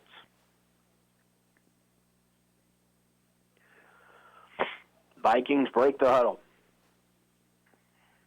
Looks like Burson is going to be in the shotgun. Got Colin Haynes in front of him. Twin receivers stacked in a tight formation. Detweiler coming in motion. Jet sweep. Detweiler going to try to get to the edge. He's in trouble there. And he's able to get back to the line of scrimmage, maybe gain a yard on the play. Nice job, Caleb McKenzie, to come up and make a hit. Also, Ethan Hatfield in on the tackle for West Franklin. The clock continues to run here. 3:20 remaining in the third quarter. Officials asking for the timekeeper to start the clock. Not sure what's going on here. They're not gonna place the ball down.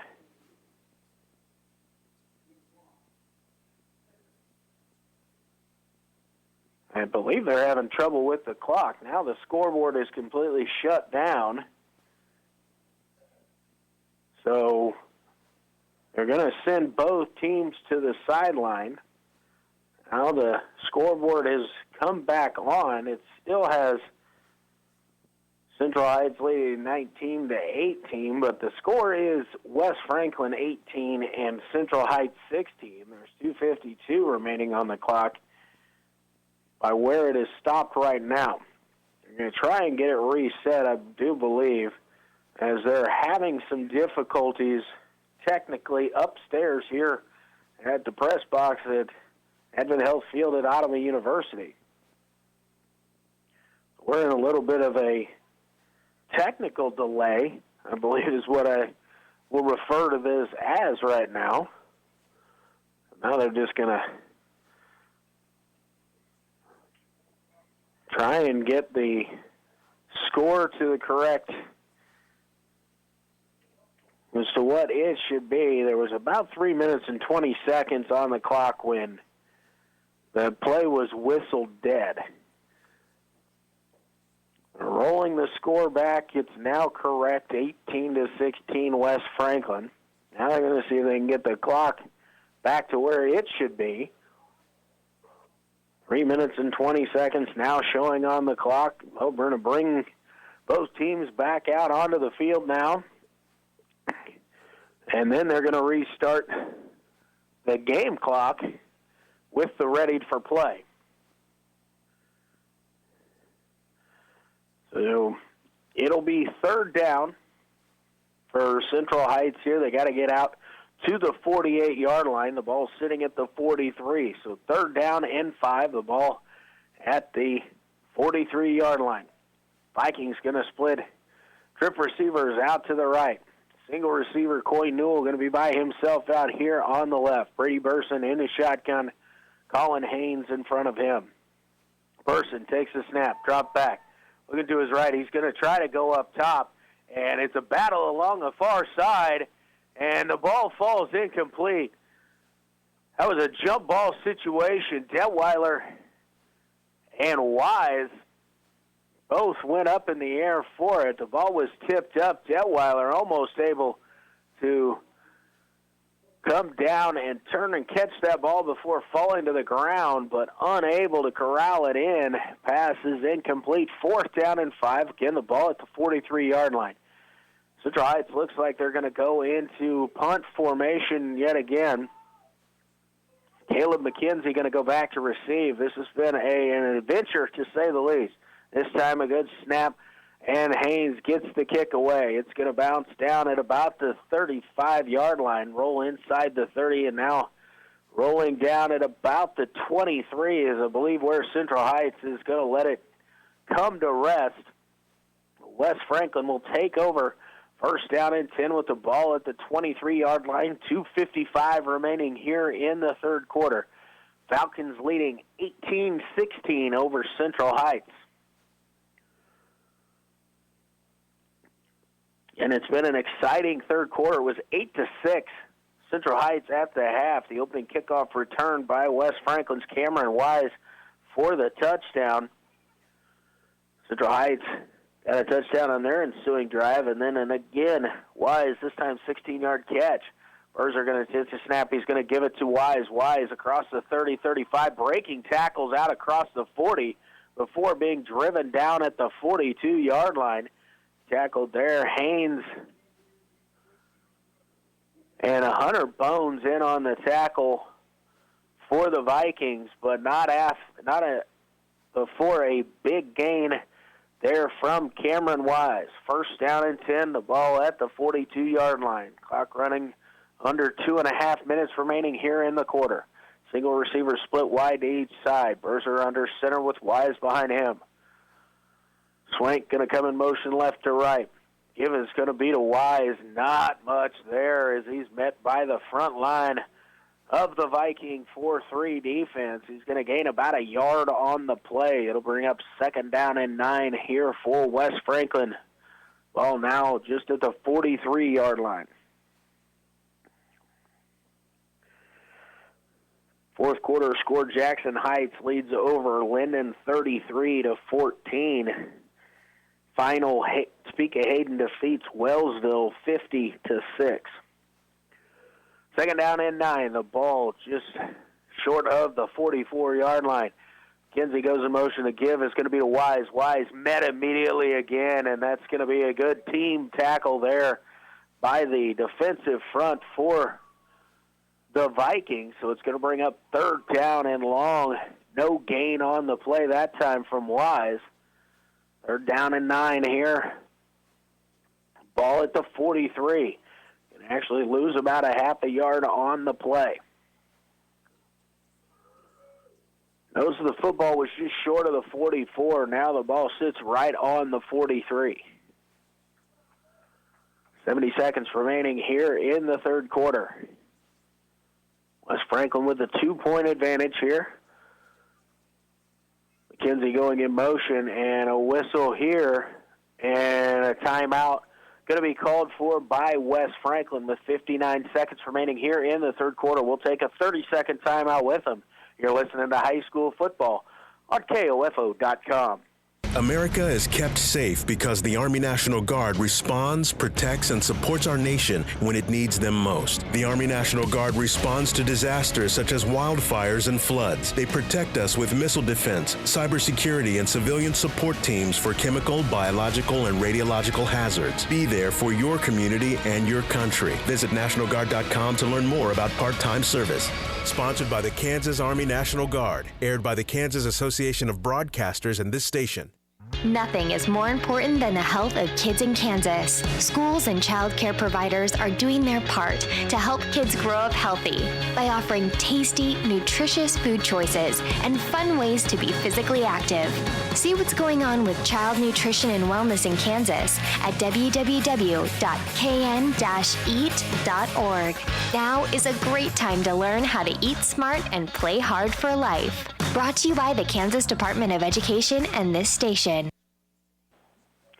And we're back here, 3rd down and 9, West Franklin. The snap is back. Berger back to pass, going to look out in the flat, intended there for Cameron Wise out of the backfield for West Franklin on 3rd down and 9. Pass falls incomplete. We'll bring up a 4th down situation here. 4th down and 9 yards to go. It's a short 9, long 8 situation. The ball at the 43. Have to get it to the 47-yard line. To the 48-yard line. And McCullough will come out. Lance McCullough coming out into punt formation. West Franklin faked it earlier. We'll see what they do this time. The snap is all the way back. McCullough punts it away. Ball will go down at about the 32. Take a big hop in that direction. It's hit there at about the 28-yard line by the coverage for West Franklin. So Central Heights will West Franklin will down it at the 28-yard line. It'll be 1st down and 10. The ball at the 28-yard line. 46 seconds remaining here in quarter number 3. West Franklin leading over Central Heights by the 18-16 score. So Central Heights looking to get their offense going once again. They got it good on their first possession of the second half, which resulted in a 57-yard touchdown pass from Brady Burson to Tony Detweiler. Twin receivers each side. Burson in the shotgun. Haynes to his right. Newell comes in motion. The give is to Coy Newell. Nothing going there, and he'll be tackled for a loss inside the 25-yard line. And a whistle here will stop the clock. See what all is. Ball is back inside the 25 at the 23. We had a flag on the play for the illegal shift. Looked to be the call. Face mask, 5-yard penalty. I didn't see that. I saw a shift move from the Wyatt. Now he shows the face mask and points West Franklin's direction. So it's 5-yard penalty from the end of the play. So it's actually going to bring up first down and 9. Or is it second down? They've got 1 showing on the chain gang, but 2 showing on the scoreboard. We'll see here. Newell in motion. And we've got a whistle and a flag. It looked like a false start here on the Vikings offensive line. That will be the call. 17 seconds remaining here in the third quarter. And we've got, now it'll be backed up inside the 25. The ball placed down at the 24-yard line. I've got it down as first down and 15 yards to go. Maybe 14 as they got to get across the 38. Ball looks to be at the 24-yard line. So first down and 14. We go under 10 seconds remaining here in the quarter. Central Heights looks like they're just going to allow the clock to run out as we have 2-1, and we have reached the end of quarter number 3. Central Heights trails West Franklin here at Advent Health Field at Ottawa University, 18-16. 60-second timeout. We'll be back for fourth quarter action. You're listening to high school football, KOFO.com. KOFO Radio in Ottawa is looking for just the right person to join our marketing department. The right person might have a background in business-to-business sales, will be outgoing, upbeat, a team player, and eager to learn. We'll give you the time-tested and proven tools and training to help you be successful. You supply the positive attitude, drive, and hard work. Send your resume to KOFO@KOFO.com or drop it by the KOFO studios at 320 East Radio Road, Ottawa, Kansas, during regular business hours. No phone calls, please. KOFO is an equal opportunity employer. Every 16 minutes, someone dies on our nation's highways, resulting in thousands of fatalities a year. You can help stop this tragedy.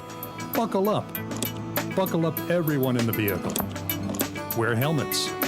Pay attention and reduce distractions. While October 10th is Put the Brakes on Fatalities Day, we need you to think about traffic safety every day. Don't let time run out. Brought to you by the Kansas Department of Transportation and this station. Hey, welcome back to Advent Health Field at Ottawa University. Luke Queen with you here this evening. It'll bring up second down and 14 for Central Heights. Ball back on their own 24-yard line. Got to get out across the 38 for the first down. Tony Detweiler in the shotgun formation takes a direct snap. He's going to carry it out to the left side. Not much there. Cuts it back. He's able to get a few yards as he was about tackled there for a loss. Might have gotten back to the line of scrimmage, maybe a yard on the carry. Ball we marked just shy of the 25-yard line. So it'll bring up third down, and we'll call it 14. Still, as it's short of the 25. Now we got a whistle and officials timeout here. Again, not sure what this is. Just the official just casually coming over, and now I look up at the scoreboard, and I realize that there are zeros up on the clock. There were 12 minutes when they went to take that snap. Only a few seconds had gone off the clock. So a good catch there by the officials. Having some trouble here upstairs with the clock for some reason here this evening. It's going to be third down and a Short 14, long 13 in this situation. I believe they might consider, like they're going to talk about whether or not they're going to keep the time on the field, possibly. There's still 0 showing up on the scoreboard. Now they've got it back, showing 9:54 remaining here in the ball in regulation. 18-16, West Franklin on top of Central Heights here as we are about 2 minutes in to the fourth quarter. Central Heights comes out, 3 receivers split to the right. Single receiver Coy Newell out by himself to the left. Brady Burson in the shotgun formation.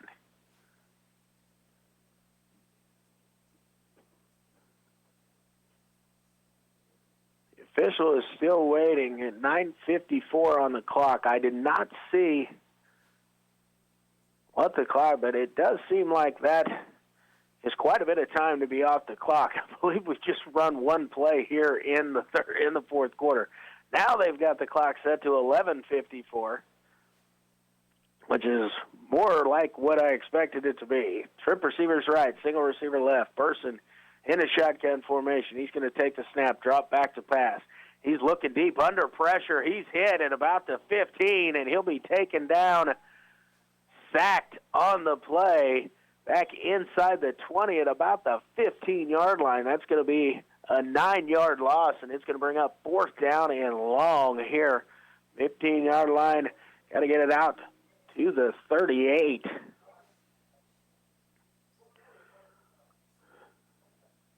So 4th down and 22 yards to go. Colin Haynes will go back to punt this ball away for Central Heights.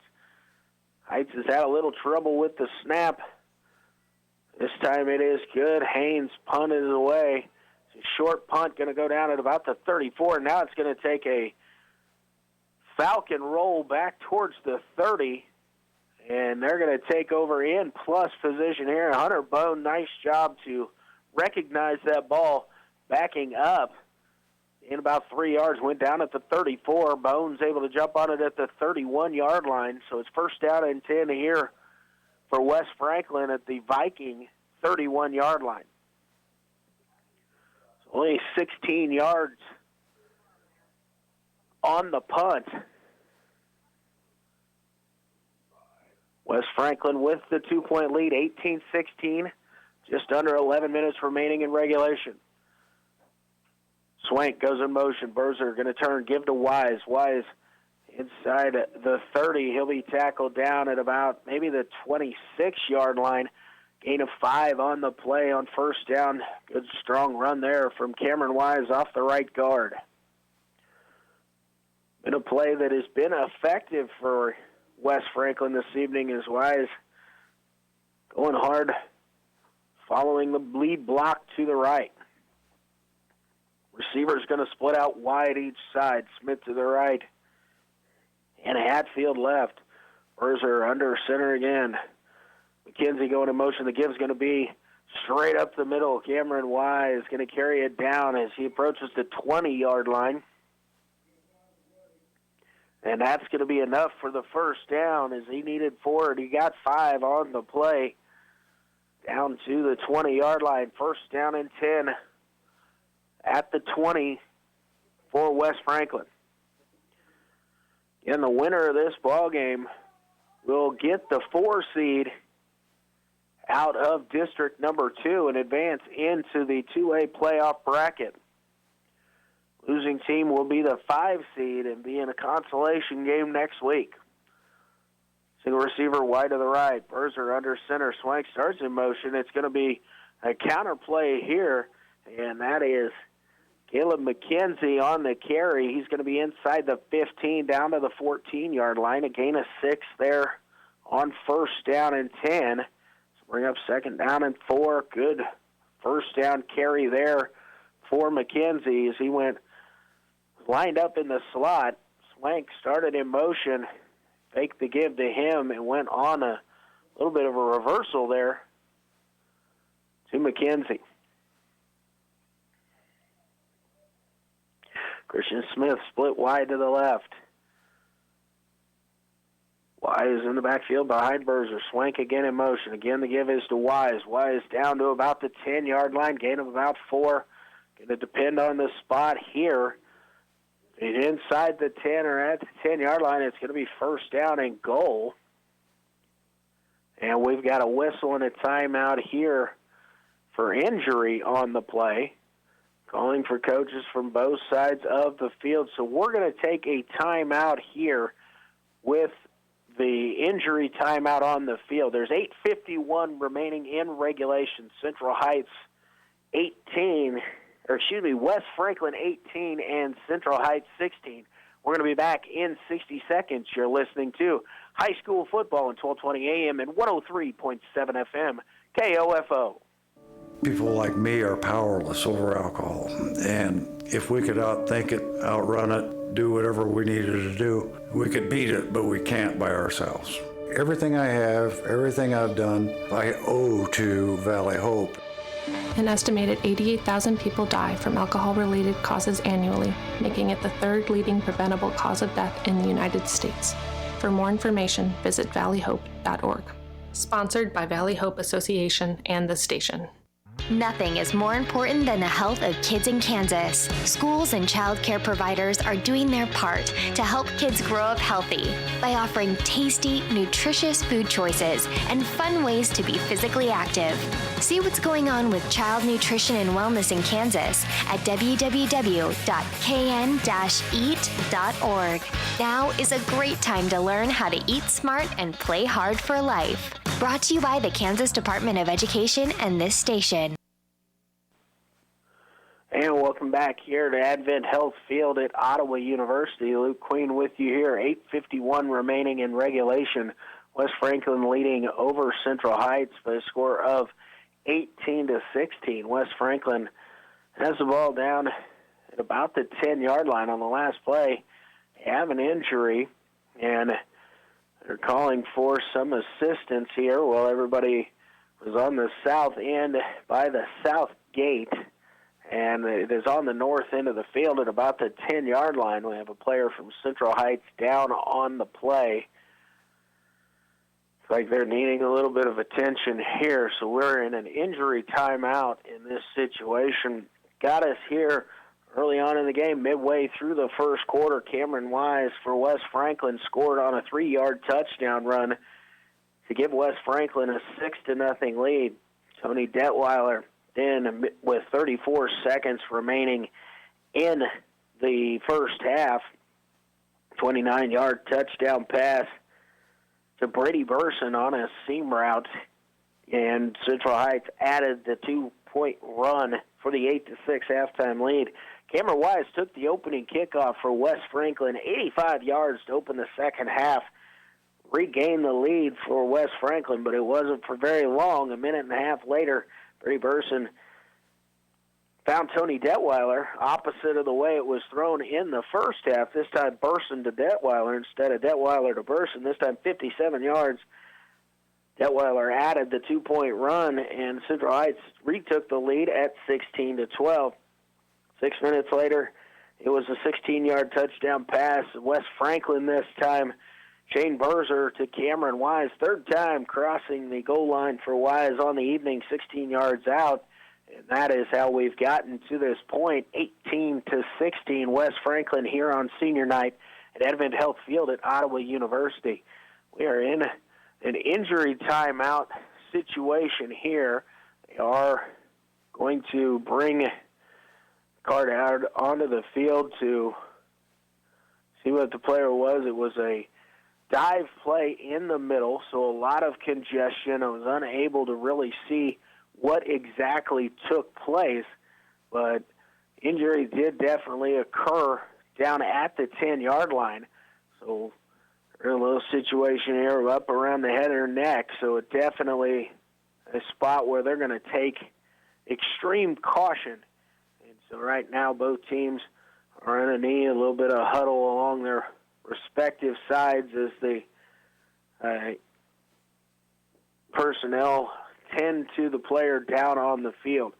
With this, we're going to take another break, and then we will be back here to get back to action here shortly at Advent Health Field at Ottawa University. I am Luke Queen, KOFO Sports.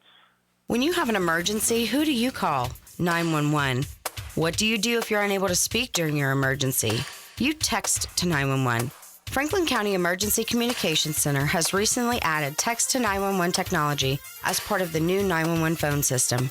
Cell phone users can use their phone messaging system to text 911 to contact local dispatch. Phones must have a text or data plan in order to use this service, and phones in roaming mode, text apps, or apps messaging services cannot use this feature. It is important to note, dispatch is unable to determine your location while using this service, so always know your location and include that in your initial text. Remember, if you're able to place a voice call, we're able to help you more quickly. But in the event you are unable to speak, text to 911 will still allow us to get the information we need. Call if you can, text if you can't. For more information, go to kansas911.org or 911.gov. This message has been brought to you by the Franklin County Emergency Communications Center and KOFO. And welcome back here to Advent Health Field at Ottawa University. I'm Luke Queen. We're still in an injury timeout situation here with 8:51 remaining in the ball game. West Franklin is in the lead. They have the ball, and I believe it might be a third down and short situation as they've got to get the ball across the 10-yard line. The nose of the football is sitting right about the 10. We had a dive play in the middle and a collision there, a injury to the head or neck area of a Central Heights player. So the emergency staff is tending to the player on the field. Again, the winner of this ball game will advance to the 2A playoff side of the bracket. The winner will be the 4 seed in district number 2. The loser will fall into the consolation game next week. The winner will more likely be facing Humboldt. I have not seen the final in the Humboldt game, but they were up at the half by 2 touchdowns over Southeast Cherokee. They would be the 1 seed if Humboldt was able to hang on there. The Cubs were coming in 7-0 and 4-0 in district play, so they're going to be looking to be the host in that game next week. The 4 seed in District 2 takes on the 1 seed in District 1 at their place next week. The loser will face off, I believe, against the loser of this game would be the 5 seed in District number 2 and would play the 6 seed from District number 1, and I believe they would host that game. So whoever loses this game will get a home game next week in their final game, their consolation final game, their 9th game of the season. Wellsville was defeated tonight. They went on the road and took on Hayden. They lost to the Hayden Wildcats 50-6, and Wellsville was going to be the 5 seed in their district. So they will probably host a game next week, and I believe it was going to be, more than likely, probably Hiawatha was going to be the 6th seed coming out of the opposing district. I will try and find out that information. We'll try and keep you posted as we want to keep all the local schools and where they're going to be and what's going on next week, as we will continue to cover all our local schools around our KOFO listening area. So, injury timeout still underway here. They've brought the backboard. They've got, again, it was a head or neck injury here, so extreme caution being taken, as don't want to mess with injury in those areas at all. We have 8:51 here remaining in regulation. West Franklin is driving. Where the ball is spotted right now, it's a 3rd down and 1 situation. They got to get across the 10. The ball just so about a yard, half a yard short. But it'll be 3rd down and 1 for West Franklin at the Central Heights 10-yard line. Falcons leading 18-16 here in the 4th quarter. Now both teams kind of coming together on their side as they're trying to regain themselves after the delay here for the injury. And I'm unsure exactly what had happened. There was a collision in the middle. It was a dive play up the middle. And hopefully everyone comes away okay here, just a stinger or something. It's always a scary situation whenever a player goes down with a head or neck injury, but the teams are kind of going to get loosened up again after their long delay. We will be back to action here shortly. 18-16, West Franklin looking to they have a 2-point advantage, looking to see if they can get in here, get this advantage out to an 8-point lead if they get the 6, and could quite possibly make it very difficult on Central Heights, get a 2-scorer lead if they're able to get the conversion. But first, they're going to have to get this ball into the end zone here. Again, both teams kind of going through a little bit of calisthenics to kind of get themselves loosened back up after the long delay. Looks like they're going to, I don't know how much time the officials are going to allot for this. 18-16. Winner of this game advances into the 2A playoff bracket. Loser will play the consolation match next week. More than likely will be hosting a consolation match. Central Heights huddled up on the far side at about the 10-yard line. West Franklin here along the near side at about the 10-yard line, kind of going through some little stop-and-go moves just to kind of get things loosened back up. It was an injury timeout. They took the time taking extra precaution. You can play her off the field, I believe, loading up into the ambulance at the south end of the stadium.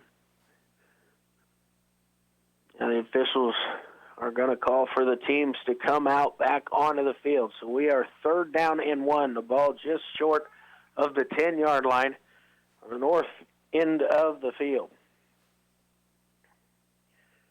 A couple other finals in the listening area.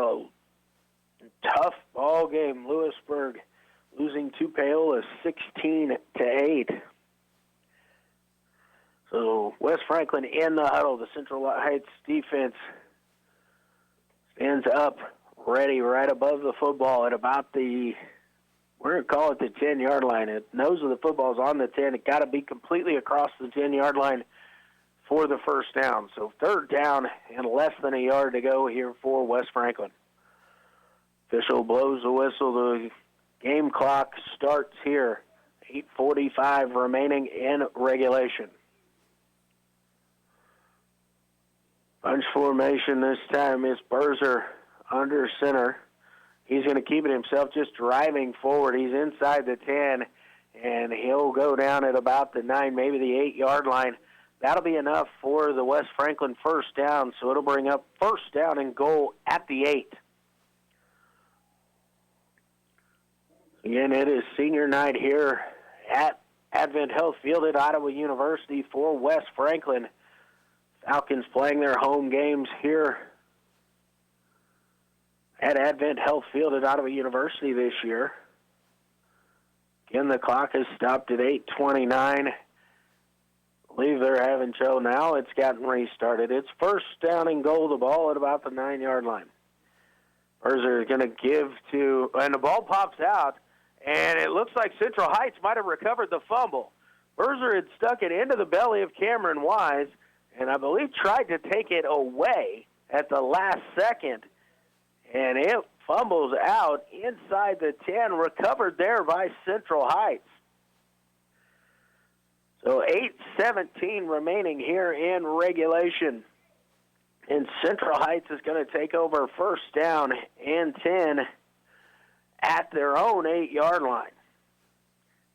Last time Central Heights was able to force a fumble in this area, were not able to get anything going offensively. See if that changed this time. Twin receiver stacked near side. Newell coming in motion, direct snap to Detweiler, who's going to come to the right side. We've got a flag on the play and a false start against Central Heights. Going to back up the Vikings half the distance to the goal line here. So now instead of first down and 10, it'll be about first down and 14. The ball will be moved back just inside the 5-yard line.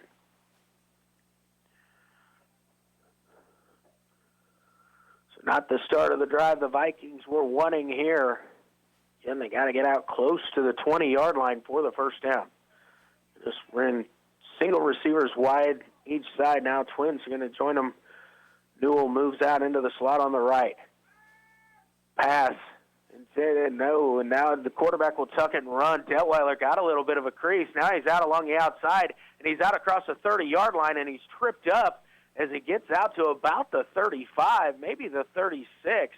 Tony Detweiler was in trouble in the end zone and was able to escape using his speed to get out along the edge, got a block out on the outside there, and then got out across the 35. So when it looked like nothing but trouble for Central Heights, Detweiler's speed is able to create an opportunity. First down and 10, the ball at the 37-yard line. So a 33-yard run there from Detweiler, and it was very close to Tony being in some serious trouble in the end zone and possibly giving the safety away. Twin receivers each side. Burson in the shotgun. Going to give on the jet sweep. It is Kirkland on the carry. Going to get a couple yards forward there as he's out just at the 40-yard line. So a gain of about 3 on the play for Tony Kirkland. Second down and 7 upcoming here for the Vikings. 7:15 remaining here in regulation. 18-16. West Franklin with the 2-point advantage here in the fourth quarter. Battle of these two Franklin County rivals and Flint Hills League rivals. This year, this district game winner goes on to the playoffs. Detweiler in the backfield. Going to take the snap. Going to follow his lead block, cutting up the middle, and now into the secondary. And Tony Detweiler's into the space, and he's going to outrun everybody into the end zone. 60-yard touchdown run. Tony Detweiler for Central Heights. Detweiler squeezed through a small hole off the left guard and then out-sprinted everyone to the end zone for the touchdown. 6:46 remaining here in the regulation, and Central Heights has reclaimed the lead 22-18. Conversion attempt upcoming here for the Vikings.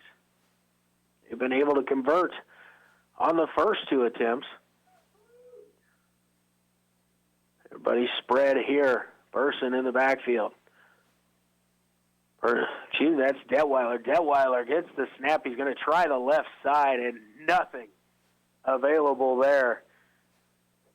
Nice tackle on the play for West Franklin, and now no good on the conversion. So the score, Central Heights 22, West Franklin 18. We're going to take a 30-second timeout, bringing you back for the close of the action.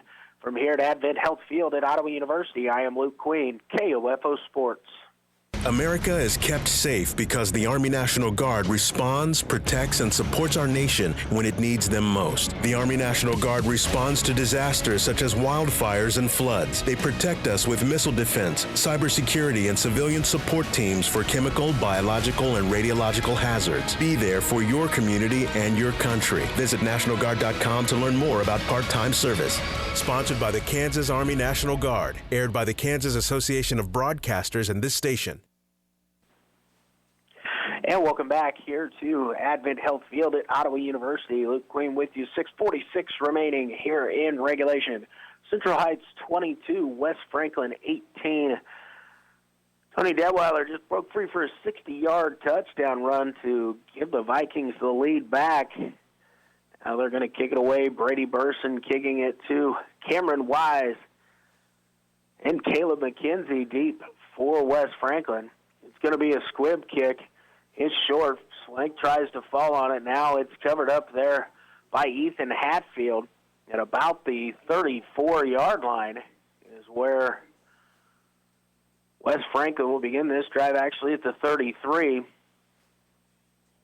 Well, first down and 10, ball at the 33-yard line.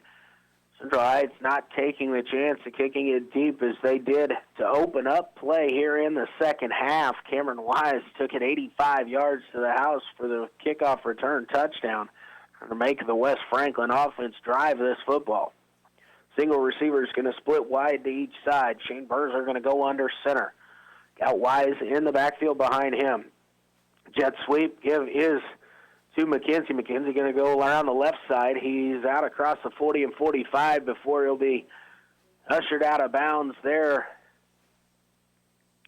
by Dominic Lopez for Central Heights, and he'll go out of bounds at actually the 47-yard line. So a gain of 14 yards there on first down and a nice jet sweep run by Caleb McKenzie. First and 10, ball at the 47-yard line of the Falcons. Single receiver split wide to the right. It's Christian Smith. Berzer going to go under center. Again, McKenzie going to come in motion. This time the give is going to be to Wise. Wise into the secondary. He's down at the 40 and 35, 34-yard line is where he'll be dragged down. Nice gain there on first down of about 20 yards for Cameron Wise. Berzer handed it to him along the left side, and Wise powering forward, dragged the tackler for Central Heights with him for a couple yards inside the 40 inside the 35 at the 34-yard line. First down and 10. 6:15 remaining here in regulation. Falcons trail by 4, 22-18. Central Heights with the lead. McKenzie in motion. This time Berzer's going to keep it. Nothing there as he'll be dragged down after a gain of maybe a yard on the play.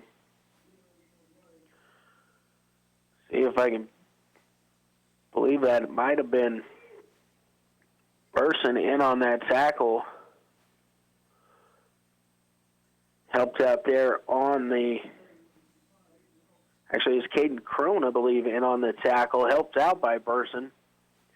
So gain of about, maybe a half a yard, maybe the length of a football. So we're going to call it second down and 10 still here for West Franklin.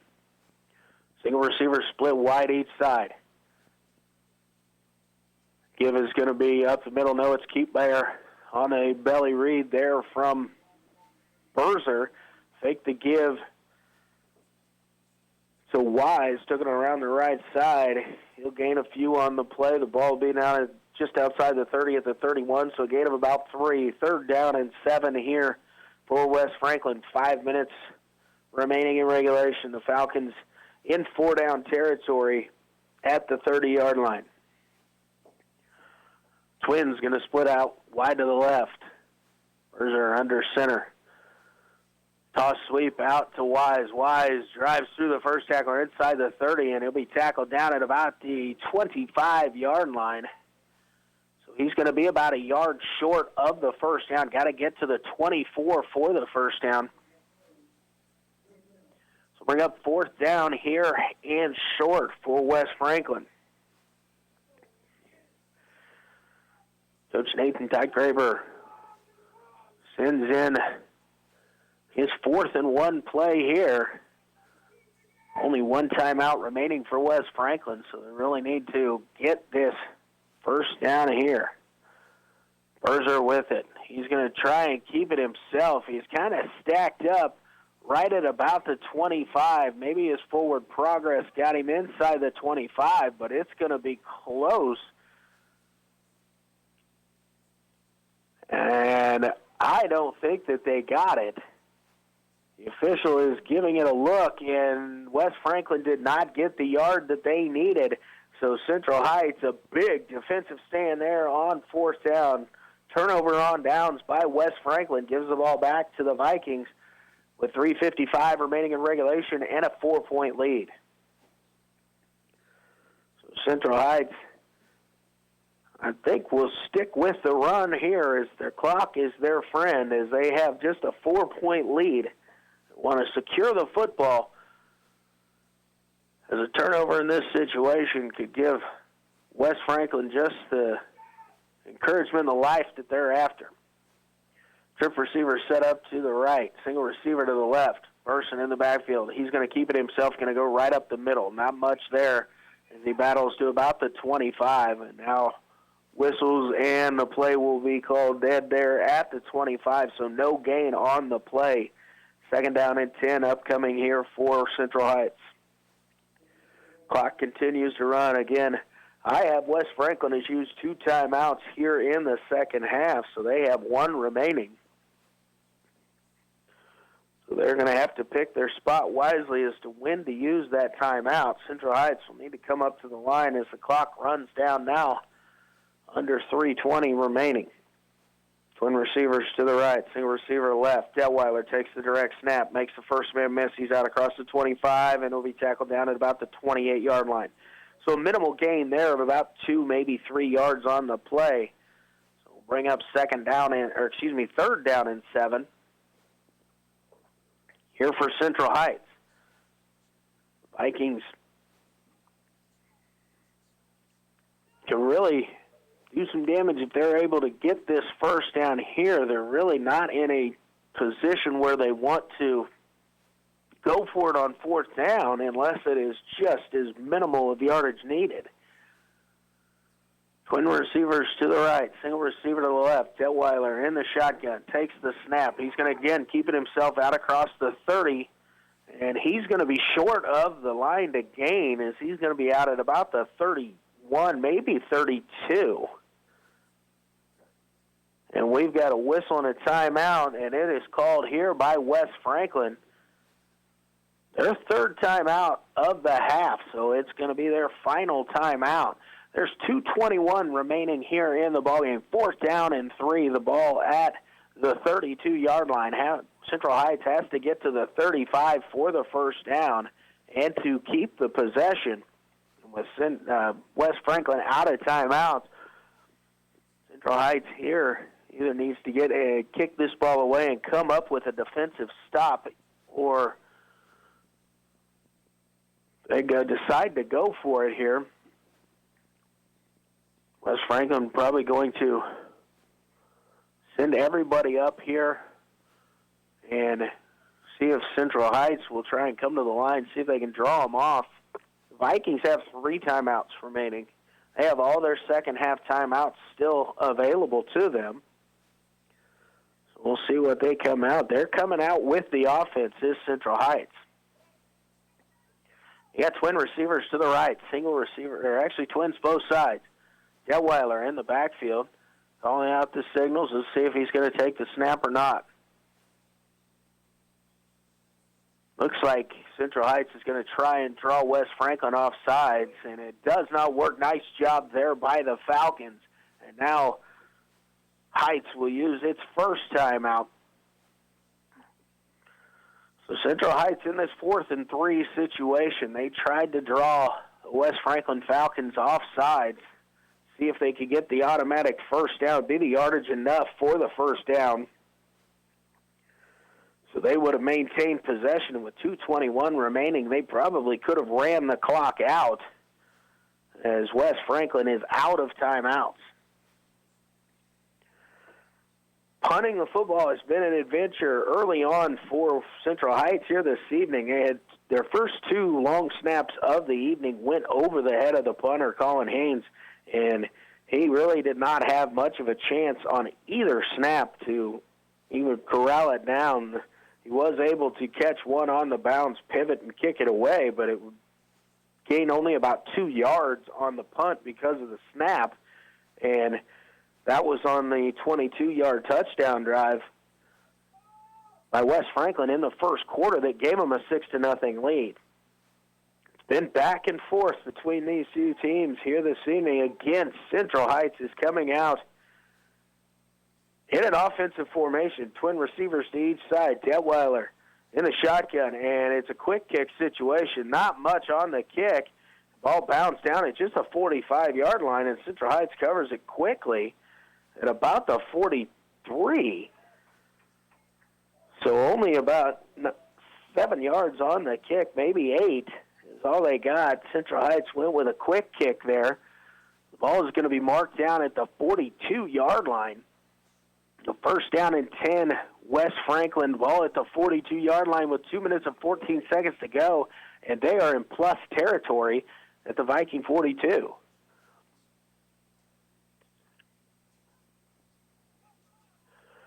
Single receiver split to the left. Now, twin receivers come out to the left side for West Franklin.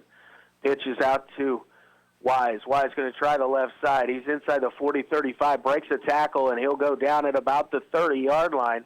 So a nice run there of about 12 yards on first down for Cameron Wise.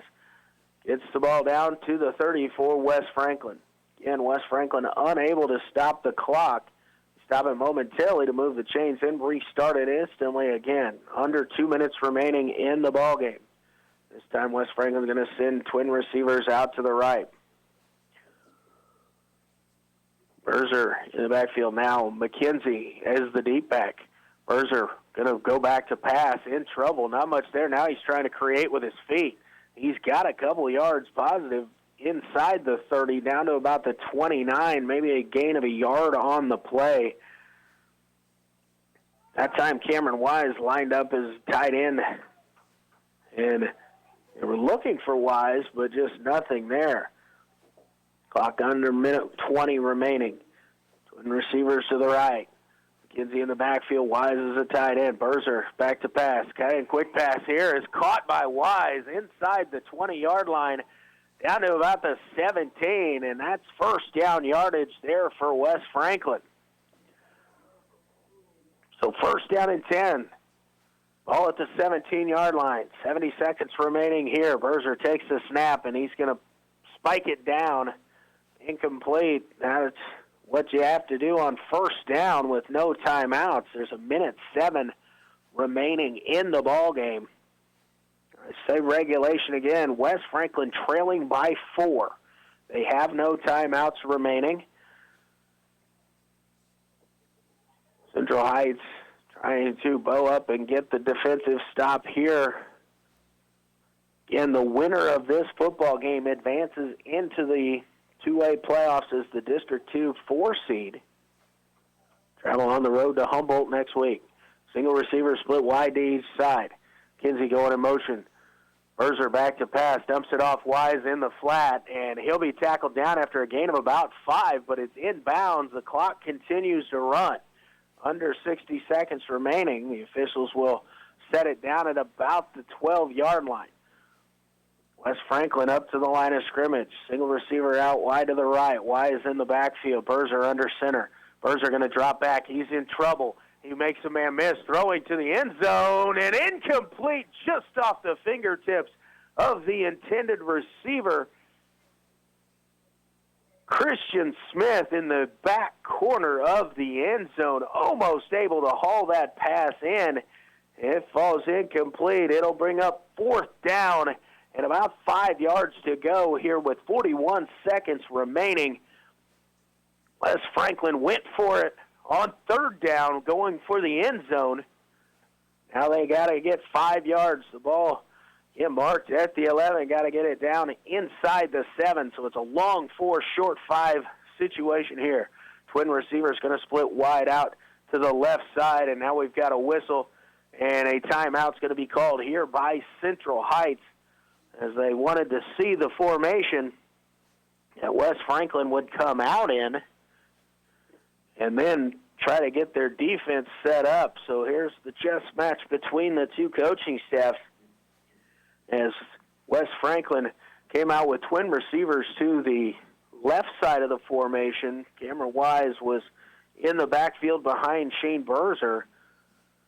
See if the Falcons will come back out with that same play call, same formation. And then Central Heights is going to try and cover that in their defensive huddle as they call the defense they want to have here to try and get this stop. It is fourth down in a good 4 yards, very short 5-yard situation here. The ball is at the 8-yard line. At the 11-yard line. So 4th down and 4, the ball at the 11. Got to get it across the 7-yard line for the first down. West Franklin comes out of their huddle here on the near side. Central Heights getting their defense over the ball. This time, twin receivers are going to go to the right. Wise in the backfield behind Berzer. Berzer barking out the signals. He's going to take it, drop back to pass. In trouble, floats it out to the left side, and it will fall incomplete.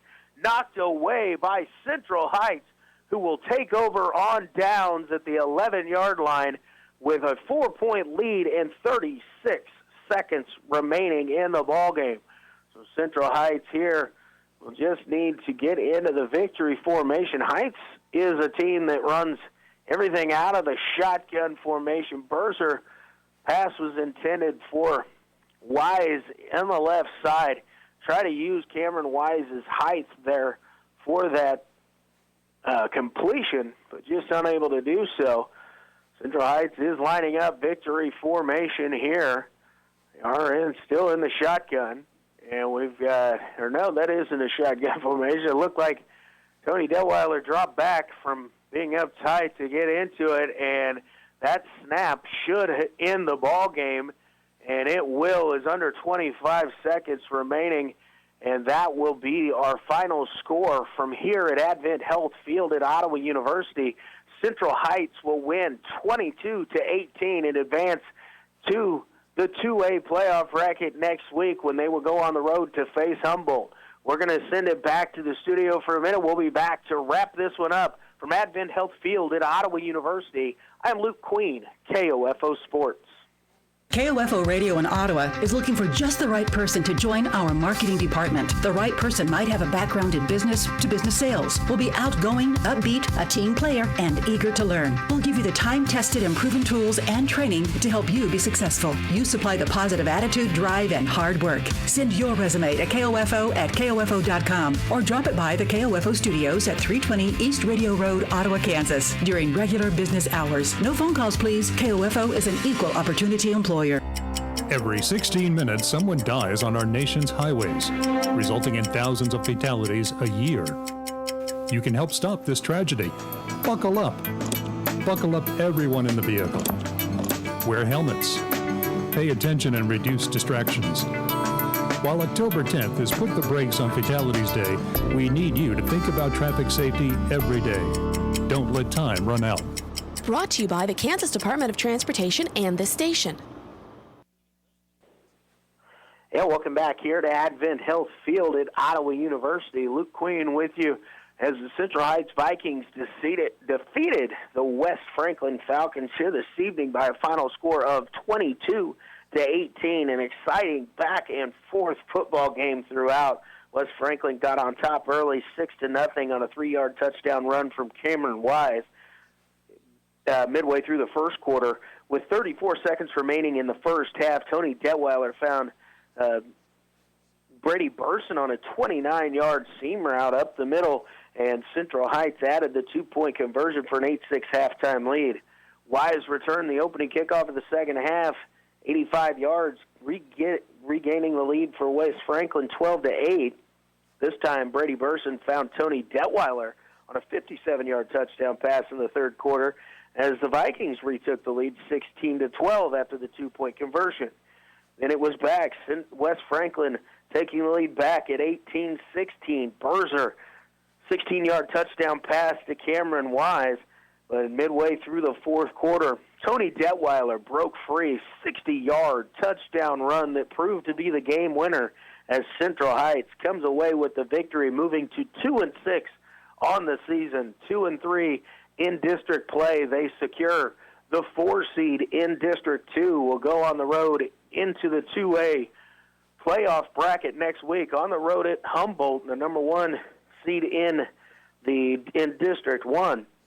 And West Franklin will have to set over the consolation game next week, but Central Heights has made their way into the 2A playoffs with a victory here this evening. 2-game winning streak for Central Heights, defeating McLeod last week, West Franklin this week, as they move to 2-6.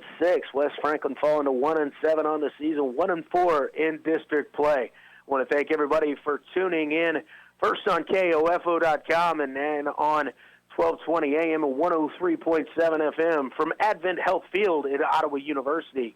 I am Luke Queen, KOFO Sports.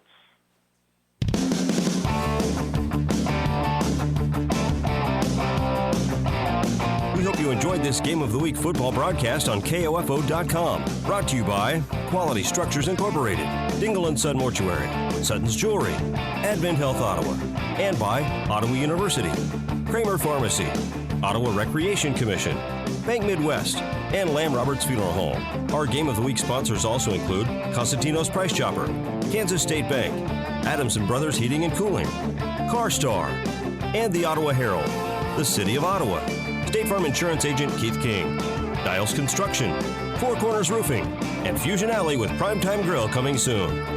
For more information about our Game of the Week football broadcast, visit the KOFO Sports page at KOFO.com and listen Monday through Saturday for the KOFO Sports Calendar.